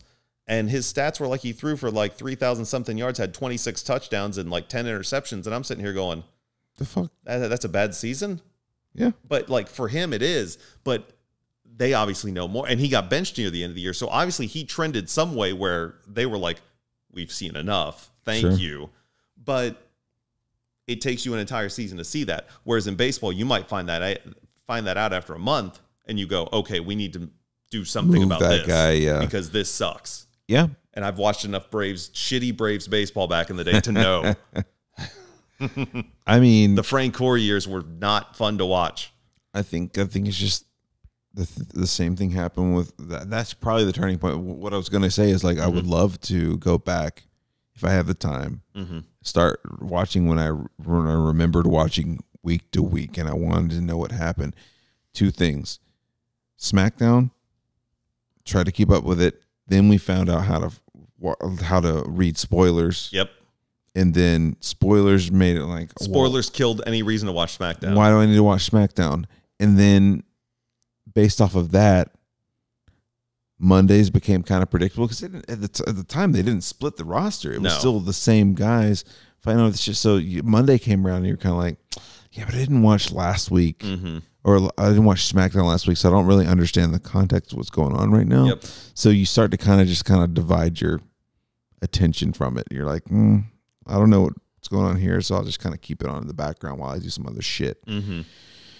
I want to say that's what it was. It has to be like when SmackDown started happening is probably about the time when I started going away from it. You know what? You're really lucky that you have never had to sit through. And I only put up with it for a little while because it is awful, is 3 hours of Monday Night Raw. It is a chore. 2 hours is a really nice time period for a professional wrestling show. 3 hours every single week is really tough to get through. Because it used to be, what, 8 to 10? It was... Or was it 9 to 11? So I think Raw originally was 1 hour. I don't remember the time frame. And then it went to 2, and because you had Raw is War and then Warzone, or Warzone and then Raw is War. No, Raw is War and then Warzone. I think Warzone was always the last hour. Yeah, it was the last hour because it was a little more. Yeah, I feel like that was like the 9 to 10. Because remember, Nitro went to 3 hours at one point as well. That's okay. So that's what it was. Raw was 9 to 11. It had to be because Nitro went from 8 to 11. Because remember, for a while, Nitro started early. It would start at like 8:55 or 8:57. And then they just went 3 hours with it, and that really killed the product because they definitely didn't have the stuff. You got all that time to fill, man. It's tough. It's tough to do because even though you've got commercials to fall back on, and technically you probably only have to fill 40 to 45 minutes of actual content each hour. You add another 45 onto that, man. That's a lot of stuff to throw in there. Like that's more shit matches that no one cares about. Especially the way WWE does it. Yeah. Because their matches are like 3 minutes, 4 minutes long in some cases. Yeah. They rarely go long on matches. Well, if it goes too long, it suffers from the same thing. It's like, what these guys are fucking tired. Get them out of here. I don't want to see it anymore. Also, in the 90s, you're still dealing sort of like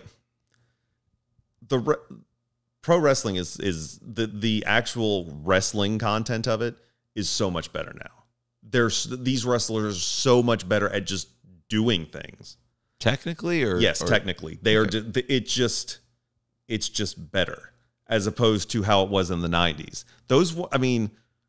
You got to think there were luchadors, but like a lot of people were just brawlers. Like that's what they did. That's what a majority of those matches were.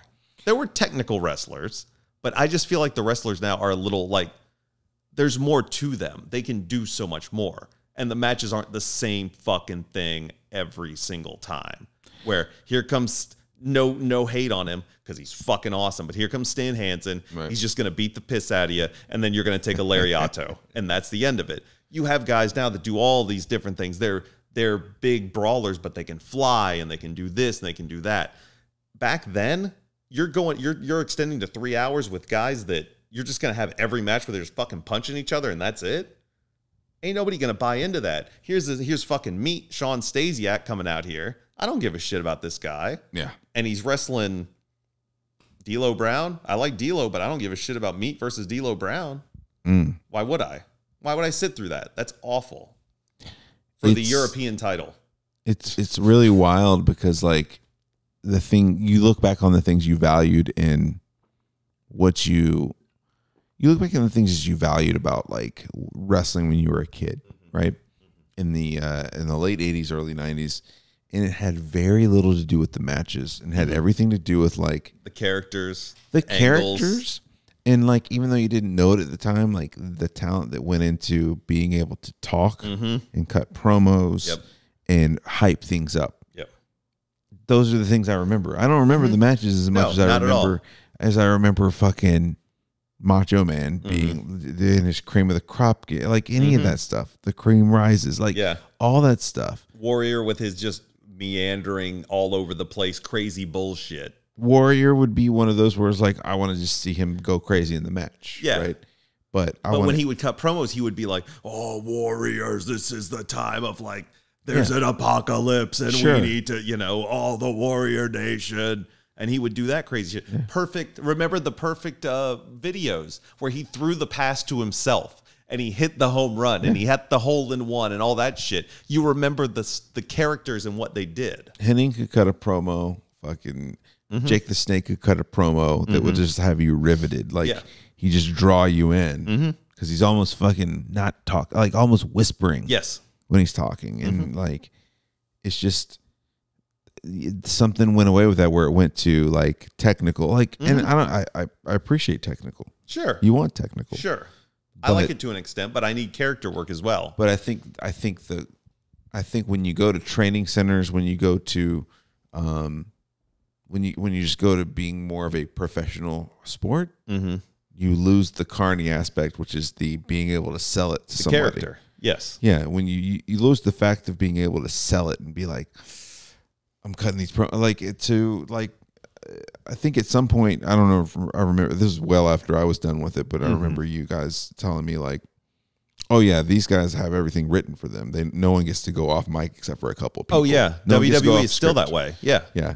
It's everything is written or communicated to them in an earbud or something, Where they write fucking notes on their hand, shit like that. Where it's like they weren't doing. Austin didn't do that. The Rock didn't do that shit. He got busted for it when he came back. One of the times there was notes on his hand when he was feuding with Punk, and Punk called him out on it. Punk said something, which I'm sure was part of the storyline, but like the fucking guy had notes on his hand. This used to be the guy that could cut a promo, but I mean, they would be. He was probably filming like 3 fucking movies at the time. If you go back, I would love it if you'd go back and watch the old stuff, because I have from time to time. Some of it's still good, but some is really fucking bad. Some of it's really bad. Sure, like stuff that you remember being like, "Oh yeah, this is great," and then you watch it and you're like, "That fucking sucked." Yeah, but at the time, it didn't.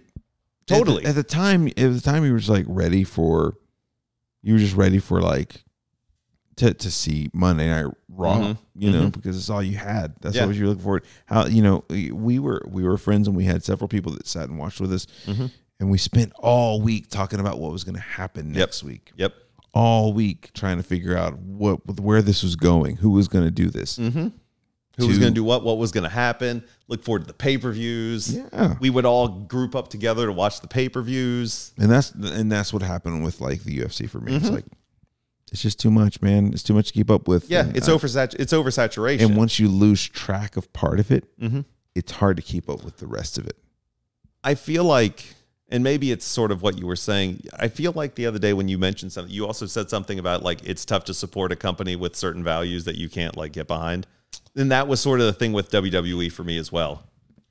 A lot of things have changed since, in the past 8 years, right? Like, a lot of things have changed, and I don't place everything on political views all the time. Sure. Because I feel like entertainment's entertainment, right? But it does play into it, though. It does. It's hard. It's hard to, because UFC, WWE, stuff like that just kind of lends itself to a certain type of crowd. Yes. And it's just not a crowd that I have any interest in being associated with. Agreed. Makes it hard. It really does. One of the things 'Cause that I've never felt that way. You know what I'm saying? Totally. One of the things with WWE that this happened well after I had stopped watching their product. But when it occurred, I was just sort of like, this makes me, I'm glad that I don't, is when they announced their deal with like Saudi Arabia and stuff. Because this was right after the Jamal, that American reporter who went over there and was like killed and dismembered and all that. Yeah, I remember that. Yeah. They agreed to some ungodly amount of money to where they go over there and do shows for the Crown Prince and all that shit now. And it was just one of those shows things. are terrible for the talent too. Yeah. Oh yeah. There was one year that something happened about payment. Vince had already left and the talent was on the plane And they stopped him and wouldn't let him leave. They kept him for like a couple of days, didn't they? I don't remember. It might have been a day or maybe just like close to a day. But there were some that were like, I didn't know if I was going back home. Yes. Like, so when they started dealing with like Saudi Arabia, it was one of those things where I know it doesn't make a difference, but it makes me feel better about it because I'm like, I don't support that. Even though I know it's very difficult to be able to be that good about things, as we saw with The Good Place. Right. Any decision you make is ultimately, there's some negative to it. There's always going to be some negative to a decision that's made. Well, and that just tacks back to So you can't be perfect. There's no way to. You can't be perfect, but like making deals like that is just like, okay, here's them trying to do more when there's not more to do with. Yes. And they're associating with a group that I don't want any of my money or anything connected to me to go to. Well, and it's so clearly money, which is that's the reason why you want to have more shows, because look, now there's interest. We want to fill that TV time. Now people are clamoring for more, and we want to fill that time, and it's like. So if I remember correctly, one of the last Saudi Arabia shows that they have done, and they're still in contract with them. So it's not, when I say the last, I don't mean like the last one they did, like the most recent. Right. I'm pretty sure they made more money on that episode or on that special than all of the WrestleManias combined. Like it's ungodly money that they're getting paid by Saudi Arabia. How many WrestleManias have there been? This year is 40 or 41. Jesus Christ. Yeah. So it's stupid money that they're getting paid by Saudi Arabia. But it's tough for me with a government that acts the way it does and suppresses citizens and murders people and stuff like that. For them to do a deal, it just, even like I said, even though I don't watch it anymore, it just one of those things that hammered it home that we're like, okay, this company isn't a company that I can, in good faith, like support in any way. Some of that was like, you're talking about America? What's going on? Yeah, yeah. Saudi Arabia. Yeah, right. Got exactly. You. Okay, all exactly. Right. Exactly. It's woof. Yeah, so rough. It's so rough, dude. It is. It's tough. So it's one of those things like, yeah, the values. And like you said, the people that follow those kind of things, as much as you love those things, the crowd isn't necessarily your kind of crowd. And it's like, I don't want to interact with that. Well, it's the all or nothing kind of yes, attitude that I'm not all about. Like it doesn't, even not even taking into account the views that I don't agree with, right? It's the unacceptance of difference. At least I could say in the Attitude Era, there was a wide ranging like aspect of, I guess, point of view from different characters, doing different things. Yes, that I don't think would be as accepted by a lot of people now. Agreed. I don't know, man. I just don't like. I just don't like things being so fucking cut and dry, unacceptable. All or nothing. Right. So all or nothing. It's black or white. You got to pick a side. Yeah. Yeah. Did you ever look up the thing? What did Dana White say about the dog? I thought my dog could bark the fucking loudest or something. I couldn't find it in any of the chat. I looked in a few. I looked in the wrestling one, and I looked in the one with me, you, and Banshee, and I couldn't find anything. It's so dumb. It's so dumb. Sorry. It all comes down to the more you know, the more you just fucking don't want to know. I didn't have time to show prep. I apologize. It's fine. It's no big deal. We, by the way, ended up we had a great weekend. We ended up going and hanging out. We should probably cover the whole reason we're in person talking. Yeah. We wanted to bring my daughter down and do like a Disney kind of trip. Mm-hmm. And we had not seen each other for more than a couple hours. You know, when we passed through town, earlier this year, or it's 2024 now, so in early 2023. Yeah, it's been a little while when we were going up to Virginia. So it was cool to come hang out, and we ended up going to a couple of theme parks. Mm-hmm. We did Animal Kingdom, Magic Kingdom. It was a lot of fun. Got to ride some cool rides. Both. We wanted to time it out to where it was like less busy, but I think we fucking just missed the mark on that because the Pro Bowl is here. Yep.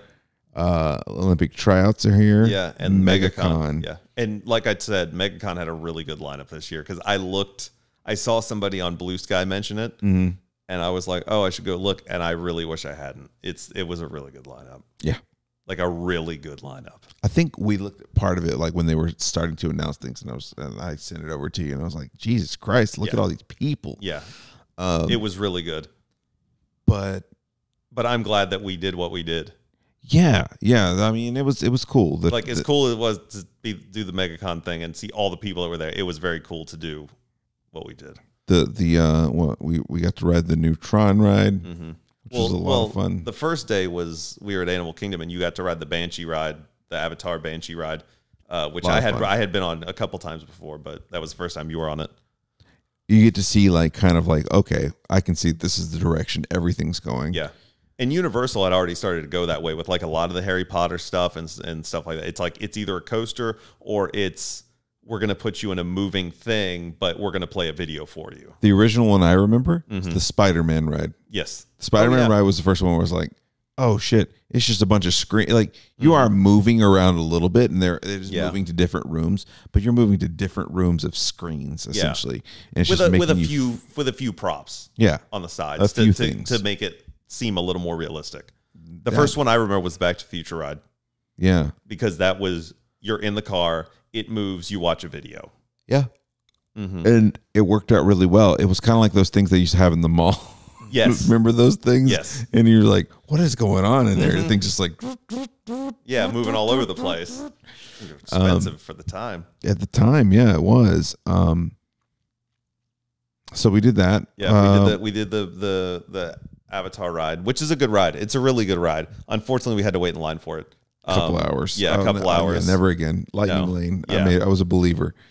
And I became a believer. I've always been a believer in the Fast Pass, but then I was like, okay. Well, they've kind of boned us now on this whole Lightning Lane thing, but it is what it is. Hey, if you want an experience that isn't waiting in line for hours on end, you're boned. It doesn't matter. Like you just have to pay the money. Fucking do it. We waited in line for Tron, which wasn't as bad. It was much quicker. It was like 45 minutes, I think. Because they did the virtual queue thing. Because the virtual queue thing was there.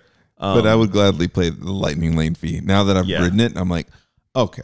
Yeah, I'll pay $20. I would pay that to get on the ride because it was awesome. It was cool. That was a really good ride. As uncomfortable, in my opinion, as sitting on those light cycles are, because that was not a comfortable position to be in for that ride, in my opinion. At least it was short enough. But it was short enough, but it was awesome. It was super cool. It was really cool. I've never done anything like it before. Yeah. And I had seen video. I avoided majority of video from like Tokyo Disney or whatever, because that's where the ride was before this. Yeah. I had seen a little bit, but not much.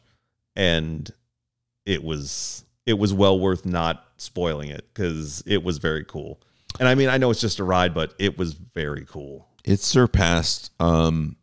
So up until that point, my favorite Disney ride. No, my favorite ride. roller coaster in general was the Hulk roller coaster. Oh, okay, I see what you're Universal. saying. Yeah, that's a great ride. Hulk is wonderful. It's a really good ride. But I think that might have surpassed it. It's really? Just really well done. Mm-hmm.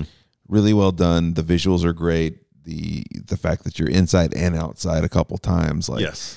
It's really cool. It felt like an updated version, like I told you, of Space Mountain. I think that's a great description of it. Yeah. If because it was still dark in there. Like it got light a little bit, but it was largely dark, and you could not tell what you were doing next. Yeah, what was going to happen? Any of that? So I would ride that multiple times. Yes.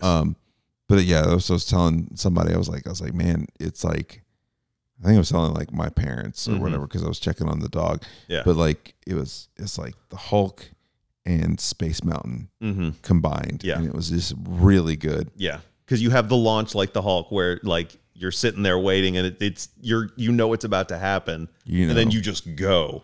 Difference being Hulk, you're straight up and twisting, where this one is you go and you're in the dark into the light. Yeah. And you don't know what's about to happen. Yeah.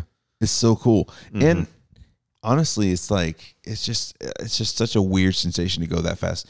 And you just don't really, as long as you don't do the research when you go into it, like you're like, you don't know what's going to happen. You just see it. Like we saw people go into that staging area and then take off, but you don't, watching it from the outside, you're like, you don't feel what that feels like.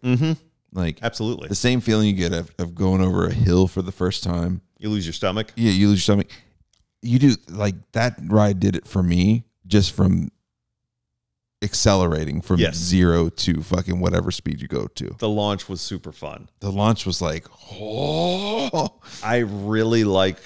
I like both styles, but I really like the all right, you're going launch. I like it wonderful. On Hulk. I like it on Tron. It was also it's the Incredicoaster now. I forget what it was when we were at California Adventure. It was that way, where it gets you and you're like sitting there and it counts down and then you go. That's a really fun way to start a roller coaster. In my opinion. Is. And there's still a place for the slow clink, clink, clink, clink, clink, clink, clink, clink, clink. You just, that's like an anticipation thing. You're like, oh my God. Yeah. Oh my God. This is anticipation, but you're immediately thrust into speed. Yeah. And it's just like, it's more exhilaration than it's just more like, yes. Holy shit. Yes. I can't believe this is happening, rather than I can't believe this is about to fucking happen. Yeah. Oh man. It's so cool. It's so cool. It really is. And it was neat to take my kid around and let her see things, and she got to meet so many characters. It was fucking ridiculous how many characters she got to meet.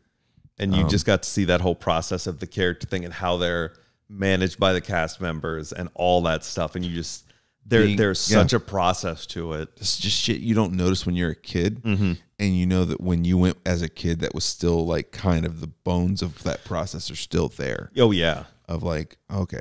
It's just been tweaked in certain ways where things they've learned over the years that they're like, okay, this is what we're like, this is how it works. And I mean, there was some of it is a little annoying, but I can respect the process and I know why they do it, but like they do well though. They do well to guide you and get you seeing characters. I mean, they've had how many years to perfect it? Right. Like, and I mean, I don't remember if I've ever told this story I've definitely told you, I've told to multiple people, but I don't know that I've ever done it when we've like talked about Disney and stuff.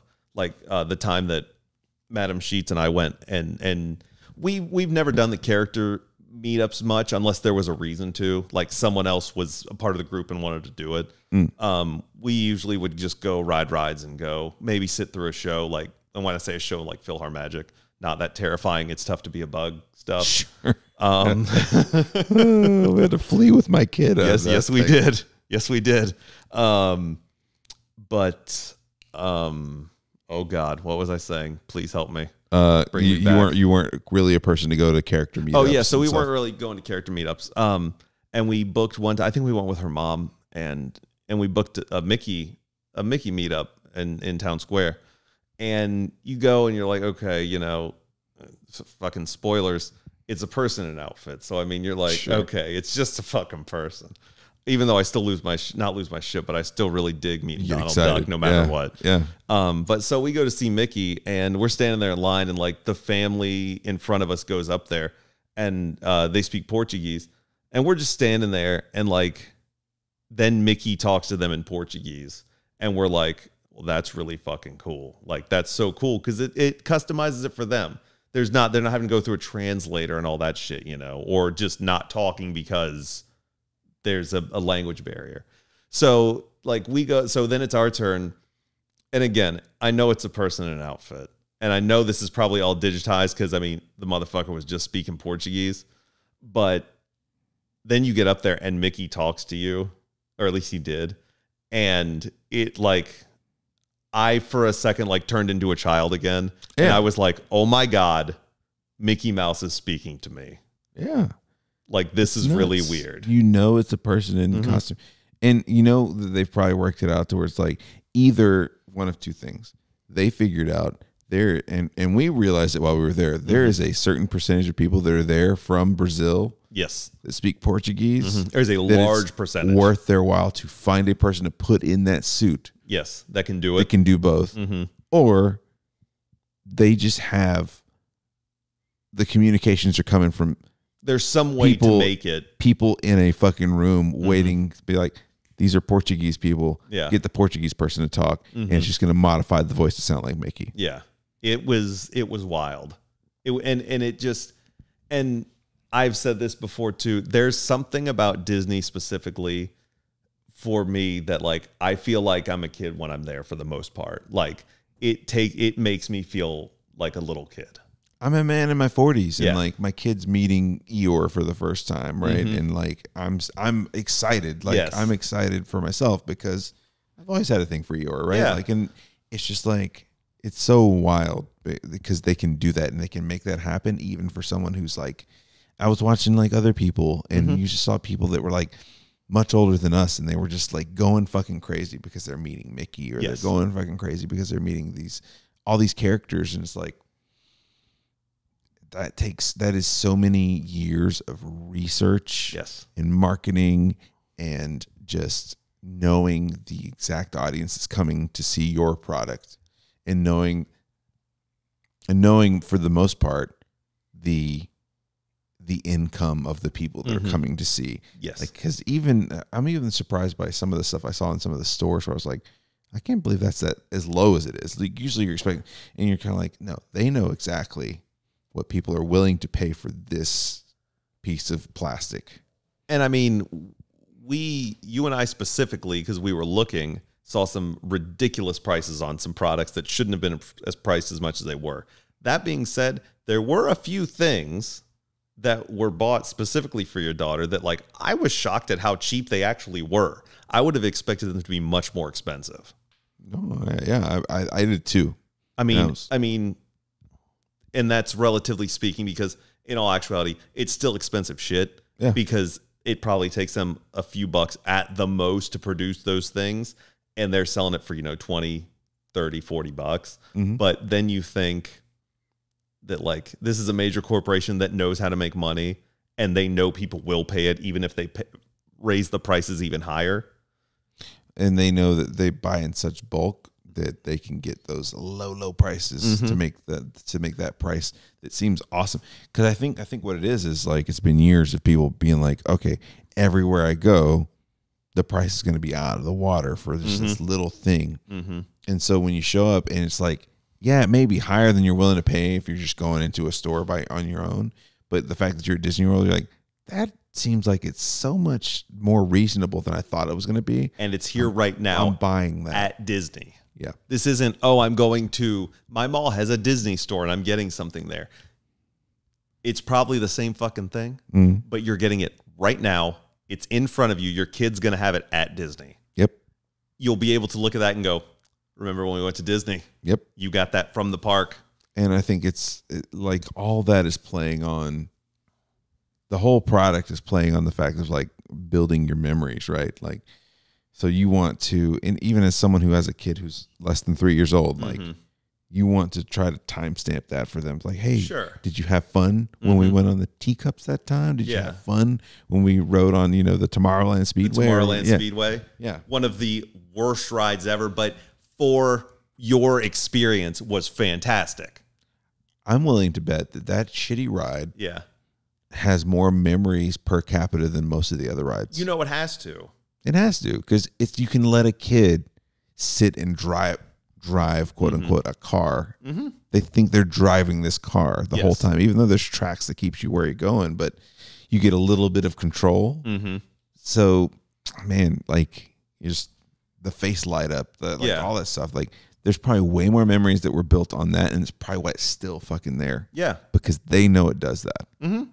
When we went to Disneyland The one time we went to Disneyland and California Adventure, we rode the Tomorrowland Speedway over there. Same exact ride as it is here. Just as lame, just as, whatever. But before we went on, I wasn't a Disney person. I don't think I was a Disney person at that point. If I was, it was very mild. Sure. Because I don't remember the year this happened. I knew of the Tomorrowland Speedway, even though I didn't know much about Disney. I don't know why I did, because I didn't go to Disney when I was little. I didn't keep up with it. But there was something about it where I was like, that's classic Disney. We should do that. Unfortunately, for an adult, 2 adults going on the ride is just sort of like, I drive a car every fucking day. Yeah. Great. Yeah. And like even when we were on it, because, we were all in different cars because it only takes 2 people a car. Sure, yeah. We were talking about it and it's like, yeah, we don't like this ride, but this is a classic Disney ride. It is. It's always a thing. Like, it's just a thing. I remember when, I don't remember how old we were. It's 80. So I had to be like 6 years old, maybe 6 or 7. And I remember it being there. I don't remember if we rode it. I'm sure we did, but I remember it being there. Me and you, next time you come to hang out with us, I've got our 1989 Disney trip. Yes. With my parents and my brother. Oh my God. Dude, we got to see the differences. That'd be amazing We to see. got to see the differences. It'd be amazing to see. I don't know how long it is, but it's enough to know. It's enough to know. That'd be great. Yeah. That would be really cool. So fun to watch. Because just to see what's like, I don't even know what they would have recorded. I remember little bits and pieces because I watched it, I don't know, maybe 15 years ago. But man, were you rocking any of your 1980s Miami Hurricanes gear? No, definitely not. That was more of a 90s thing for me, for sure. All right. Okay. That was more of a 90s thing. But I mean, you got to think I was 6 or 7 years old at the time. I'm just thinking that's like in their prime. So, I didn't know if maybe you.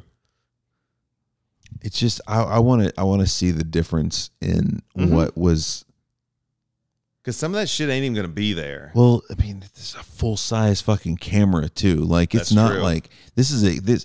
I remember the camcorder. The camcorder was big enough to fit a VHS tape. Like there was none of this like we're recording to like a small Betamax or a Minicam and then putting it onto a VHS. This was like this is recording straight to a VHS. Yeah. It's also coupled with like one of my younger brother's birthday parties. Oh, perfect. Where he's like 1 or 2, right? Okay. Like, so it's on the same videotape. So we got to watch that shit because I want to see what my parents thought was like the worthwhile things to spend precious VHS tape on. Yes. It would also be interesting, I think, to see some of the stuff that was there then and is still there now, because there are plenty of things that we talked about that is like, that thing really needs to be updated. Like it has no tie into anything. It's just a random building. I specifically look at Cosmic Ray's whatever restaurant, the one that's across from the Tomorrowland Speedway. It has no tie into Disney whatsoever. They could easily rebrand that as anything, to any part of the properties that they have. Yeah. And you're probably gonna turn more people onto it at that point. You could serve the same shitty food at those real quick restaurants. Change the signs. Yeah, that's all you have to do. That's all you have to do. It's really easy. It makes me wonder. Like there were because me and you talked about it a few times. Like why are they holding on to this? Like I get if this is like speed, whatever it is. Like you're not changing space, right? Space ain't changing. Sure. Sure. But I don't know. There are things there that like why would you grasp to this when you could just give it a slight like touch of paint and it will be something brand new for you. It's outdated and just sort of Clearly the parks generate a lot of revenue for Disney, but it kind of is a showcase to how everything outside of the parks generates so much more.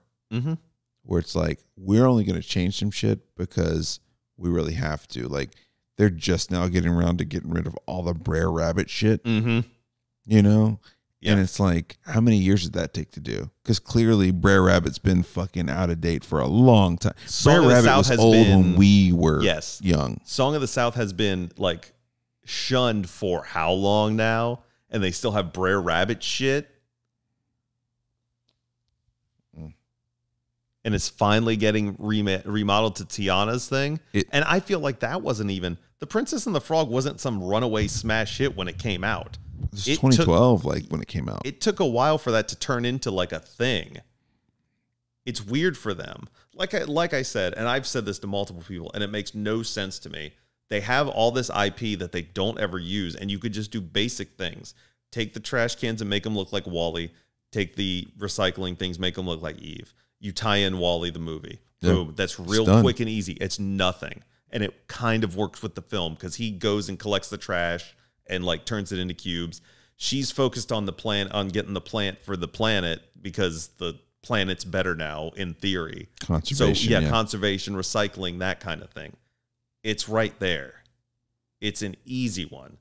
You can't tell me it would take that much money to do anything like that.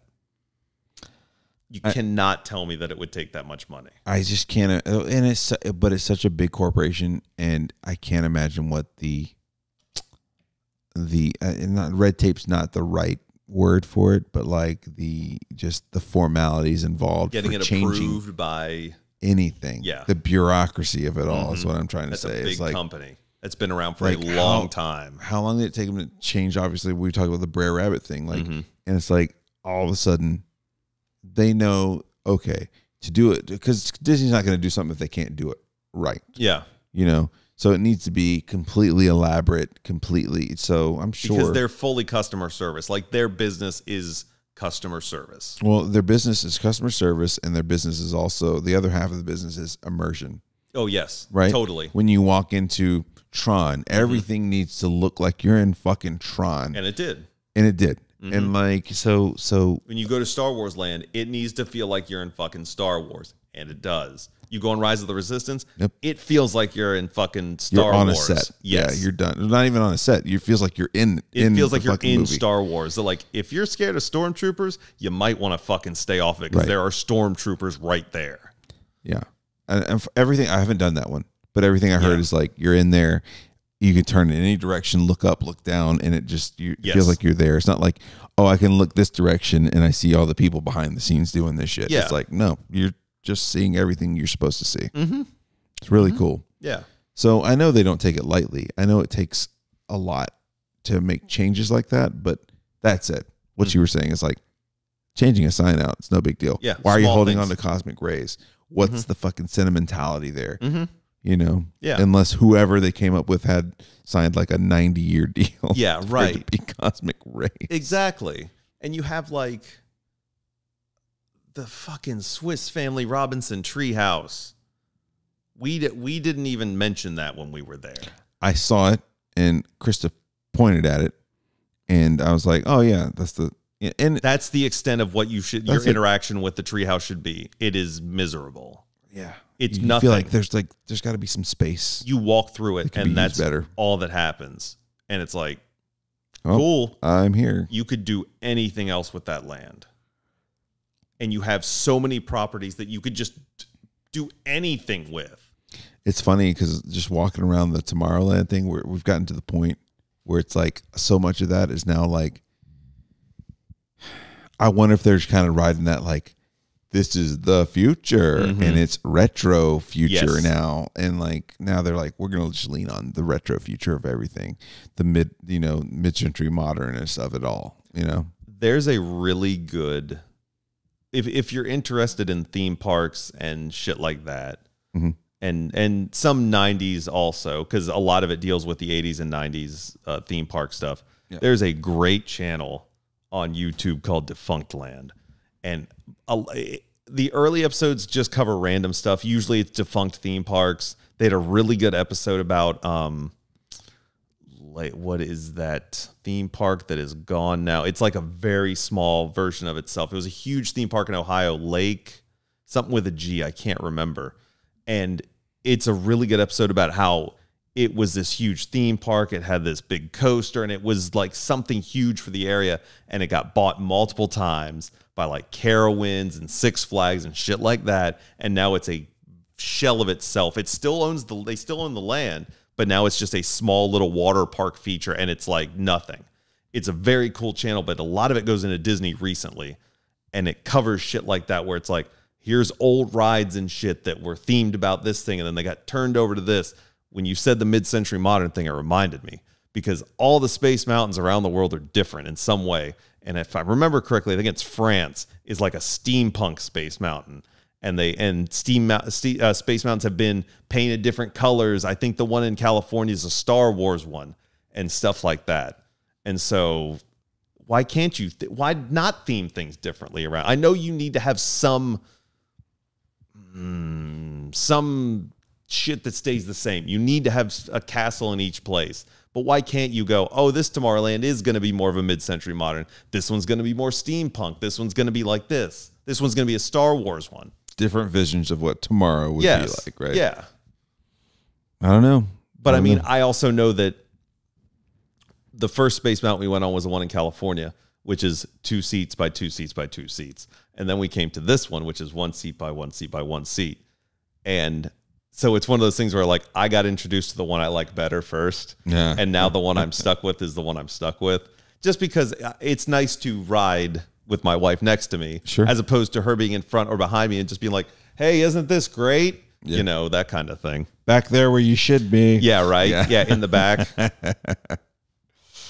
It's nuts, man. Like, but part of it, you can look at it as like, that's what makes it quirky. That's what makes it fucking wild. Like, of course, there's still a Pinocchio house. Like, you know, it's just, some shit's just going to be what it is. And it is. As much as you're like, this could be better, like, you can almost respect the fact that they're just so stubborn they haven't changed certain parts of it. But I also sound like an asshole because I'm like, oh, it could be better this way. And they're the ones who are making ungodly amounts of money every second of every day. What's the one ride that has such a long fucking line and doesn't deserve it, in your opinion?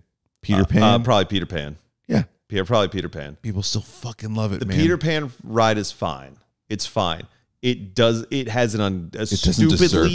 yes, it does not deserve the weight it has, because it's not worth it for the weight that you would. I remember when we would go, it was always like a 2-hour wait, and it's just a little like there's nothing exciting about it. I don't even think it's interesting for children. Like, it's cool enough, but it ain't worth 2 hours standing in line. How many times can you repackage the fucking Dumbo ride too? Oh my God. So Dumbo, the magic carpets of Aladdin, which we did. Yes. The Astro Orbiter, which is just Dumbo higher up in the air. Yeah. The Triceratops spin over in Animal Kingdom.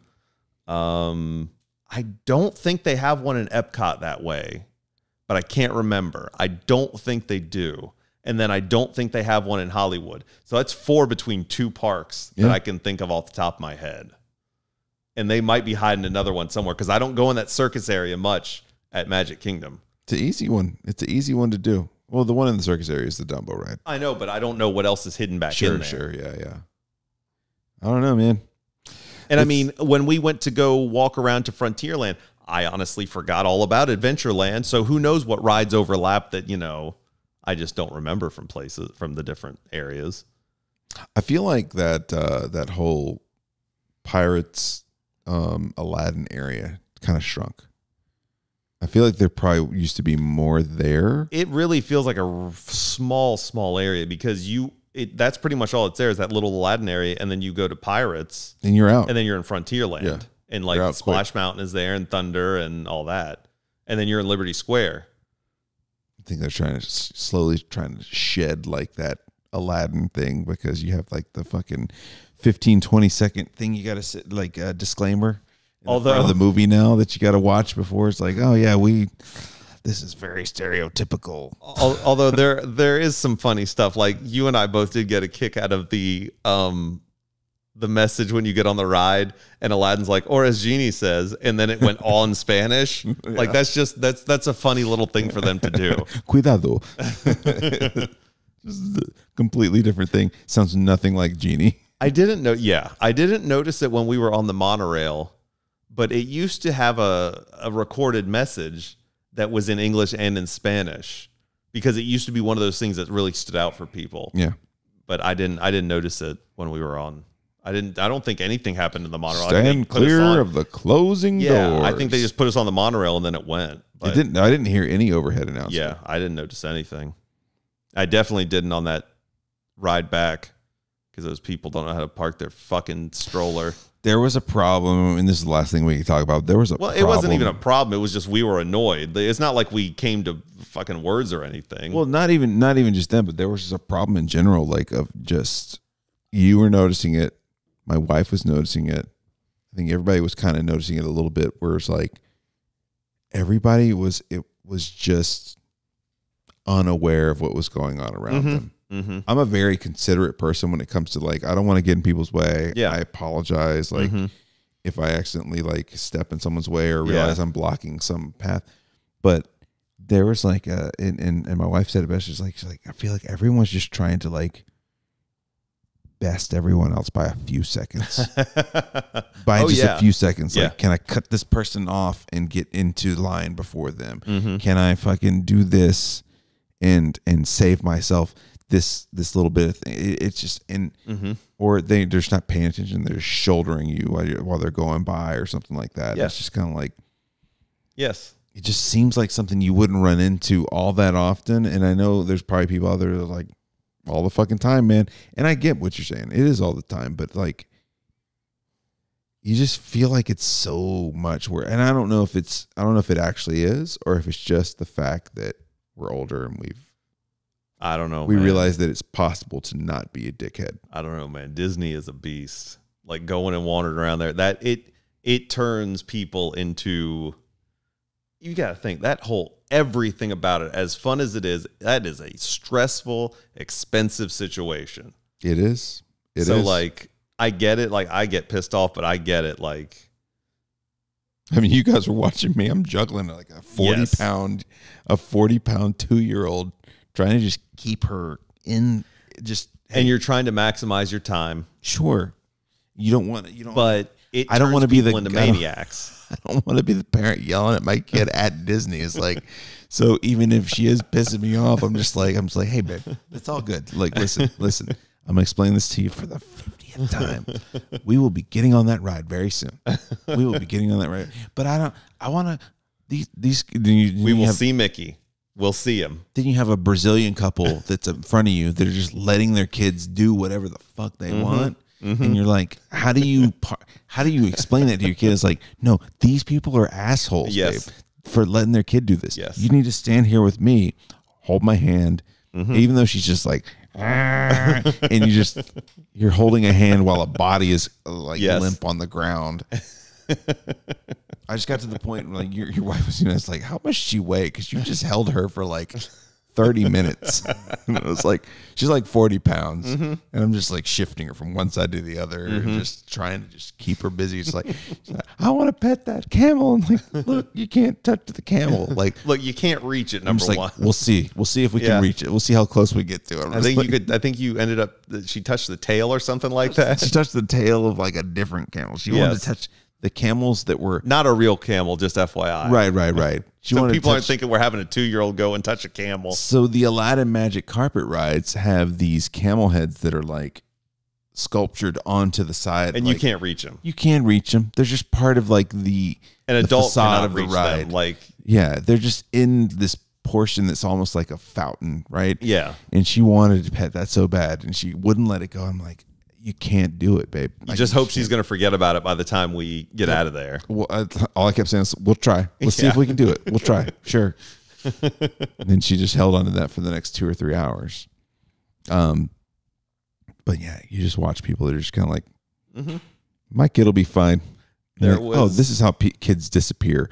But here's the thing. What's crazy, and I was telling my wife about this because we had like the iPad to keep my kid kind of busy because we had a little bit of a drive, 30, 40 minutes, right? Yeah. Just to keep her busy. And I was like, I'm just going to put the iPad under the seat. You think it'll be safe here? I was like, they price things at Disney where most of the riffraff is not. Yes. I would be very, very shocked if your car was broken into at Disney. I'm sure it happens from time to time, sure, but it's going to. It's not going to be. It's going to be few and far between. For the most part, there's so many people. Like, where do you start breaking into cars? Yes. Like, where do you start? Yeah. And are people going to pay $30-$40 to go in and break into cars where they might not get anything and they might just get in trouble? No, they're not going to. It's not a free parking lot you can just wander into. Yeah, you cannot. You have to do some work. No way to walk into the you're climbing fences. You're doing something. I think I told my wife, I was like, kudos if they can break it. If they can get into that parking lot and get an iPad out of this car. More power to them. Bravo. And here's the thing.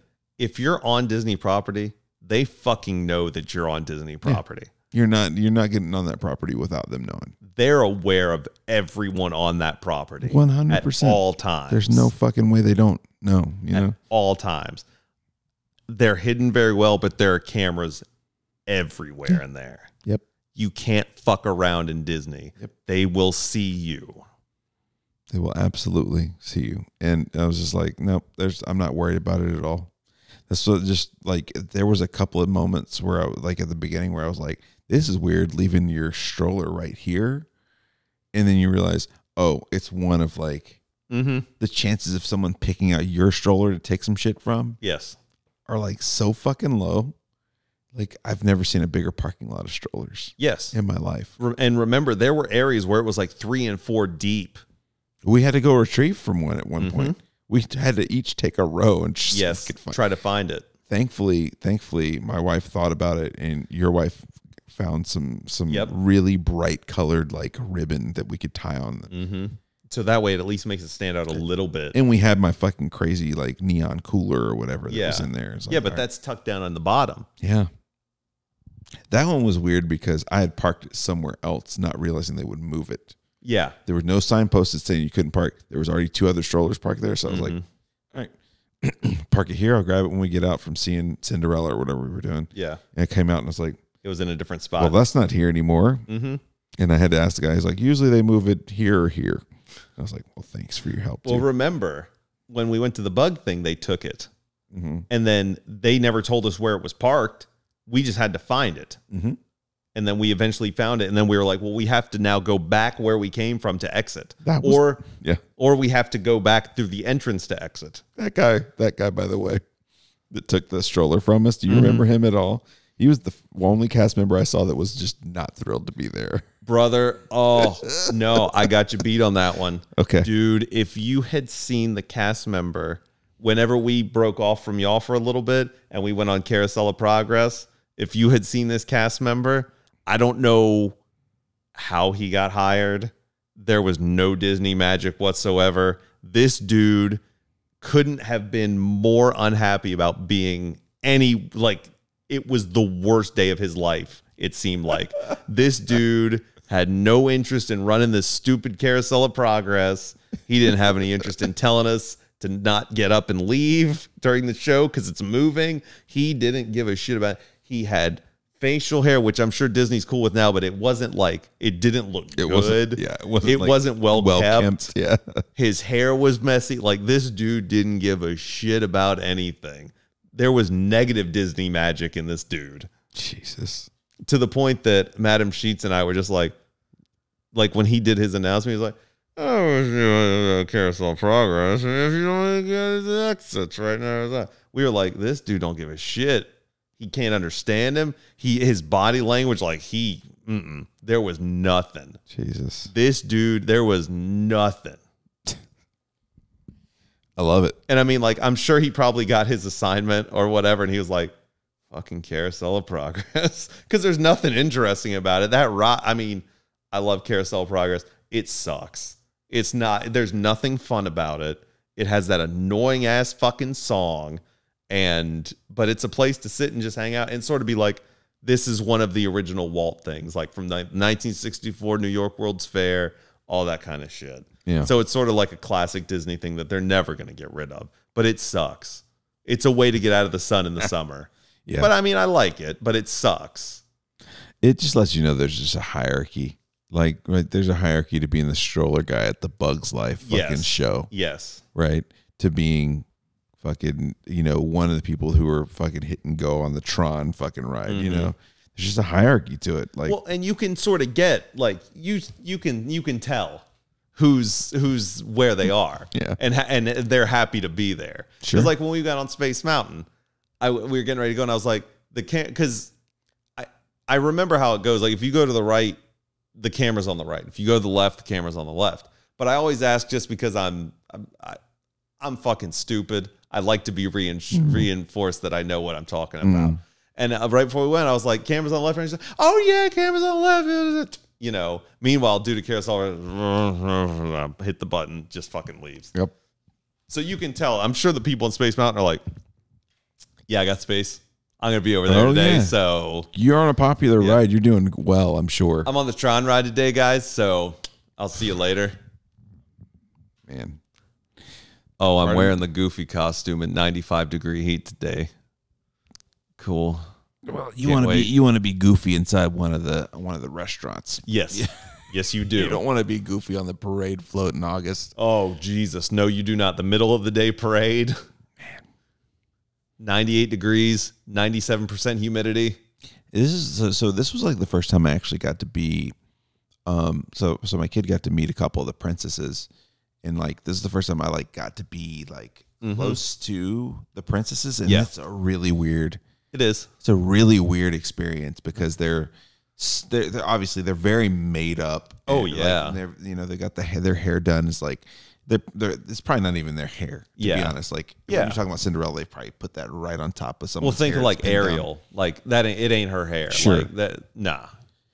But like it's just such a weird thing, and like but they do such a good job. Yes, they do. Like she's just talking to my kid and like asking her questions, and they're like, oh, it's not just like walking in, hi. Yeah. It's like it's a whole presentation. Like, have you guys ever met like Cinderella? Done the Cinderella We thing? did the Ariel one. That's the only one I can remember. I think Ariel's the only like human that we interacted with. You know, not a person in a costume. Like, you know what I'm saying? Yeah. Like, it isn't Mickey with a person in there. This was a human that we actually interacted with. Who's made up. Yeah. That's the only one I think that we did. We met Maleficent in California, but that was just like she was there and we just went over and took a picture. Yeah. And then, but we did the Ariel meetup.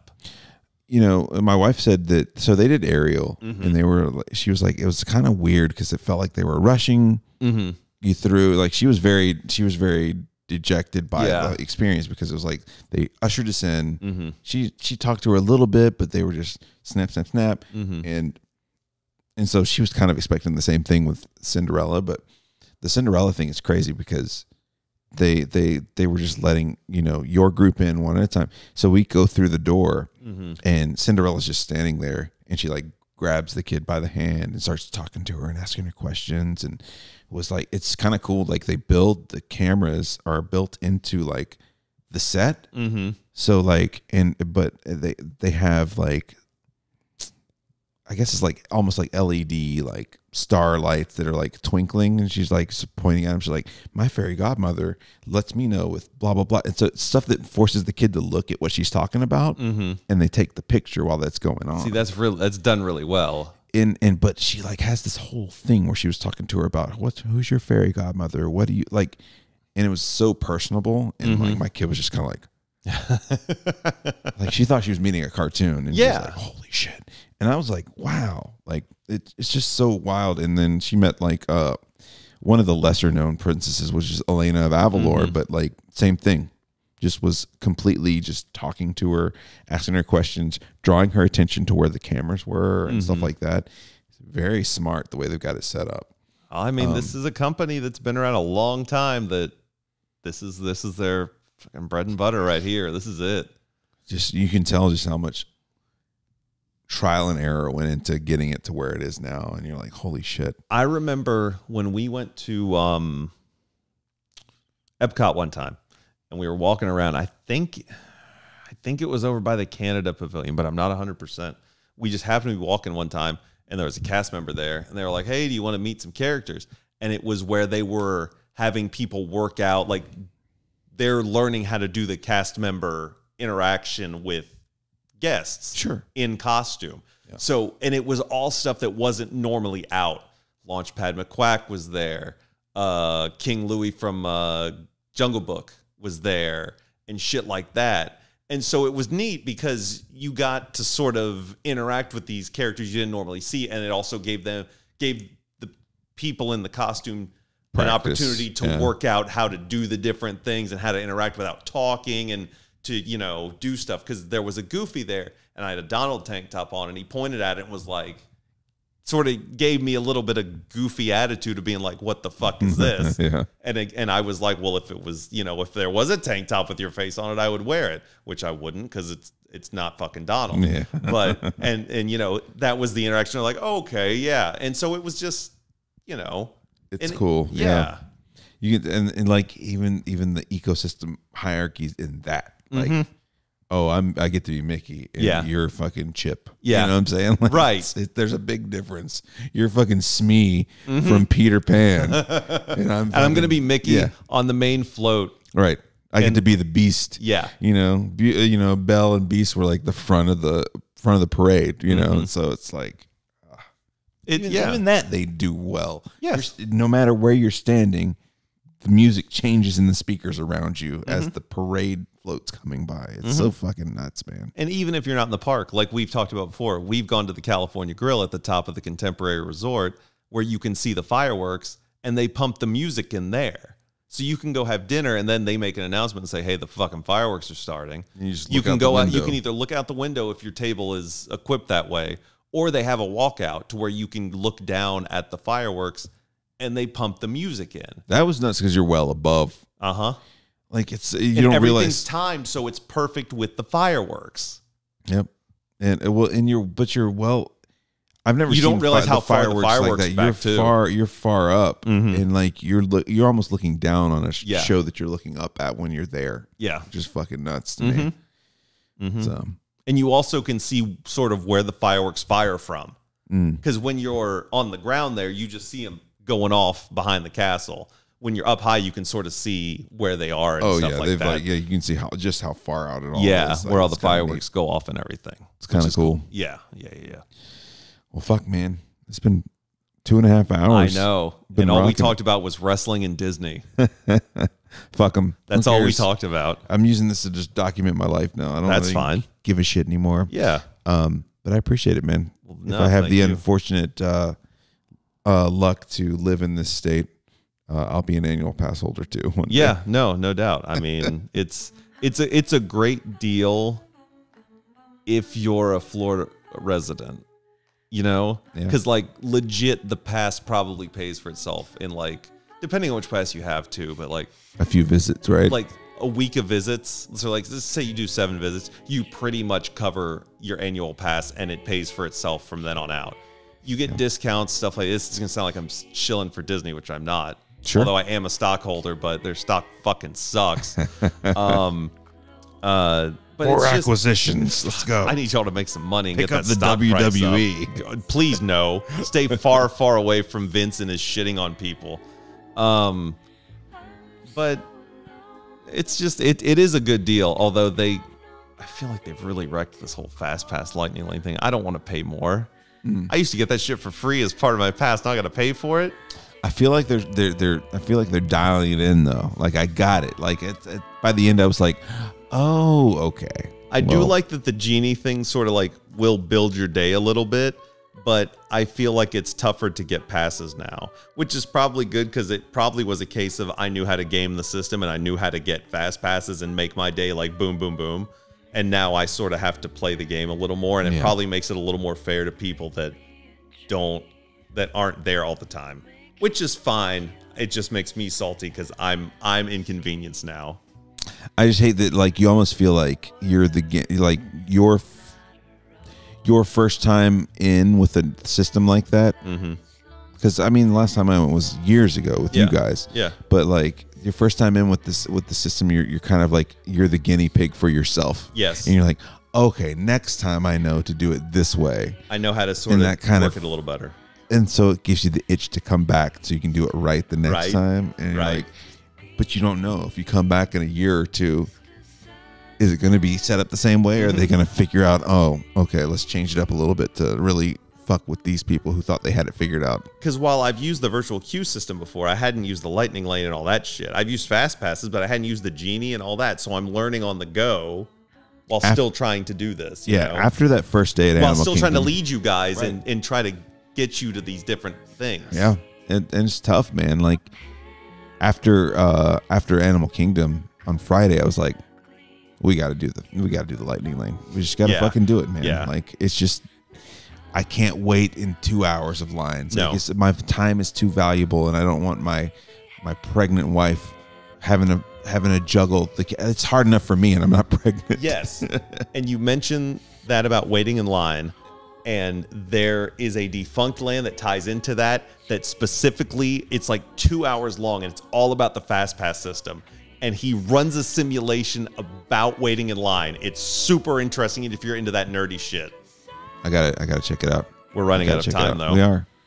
Sheets, thanks for being here, buddy. Thank you for having me. Thank you for being here. Thanks for Sherpaing us around. Yeah, no problem.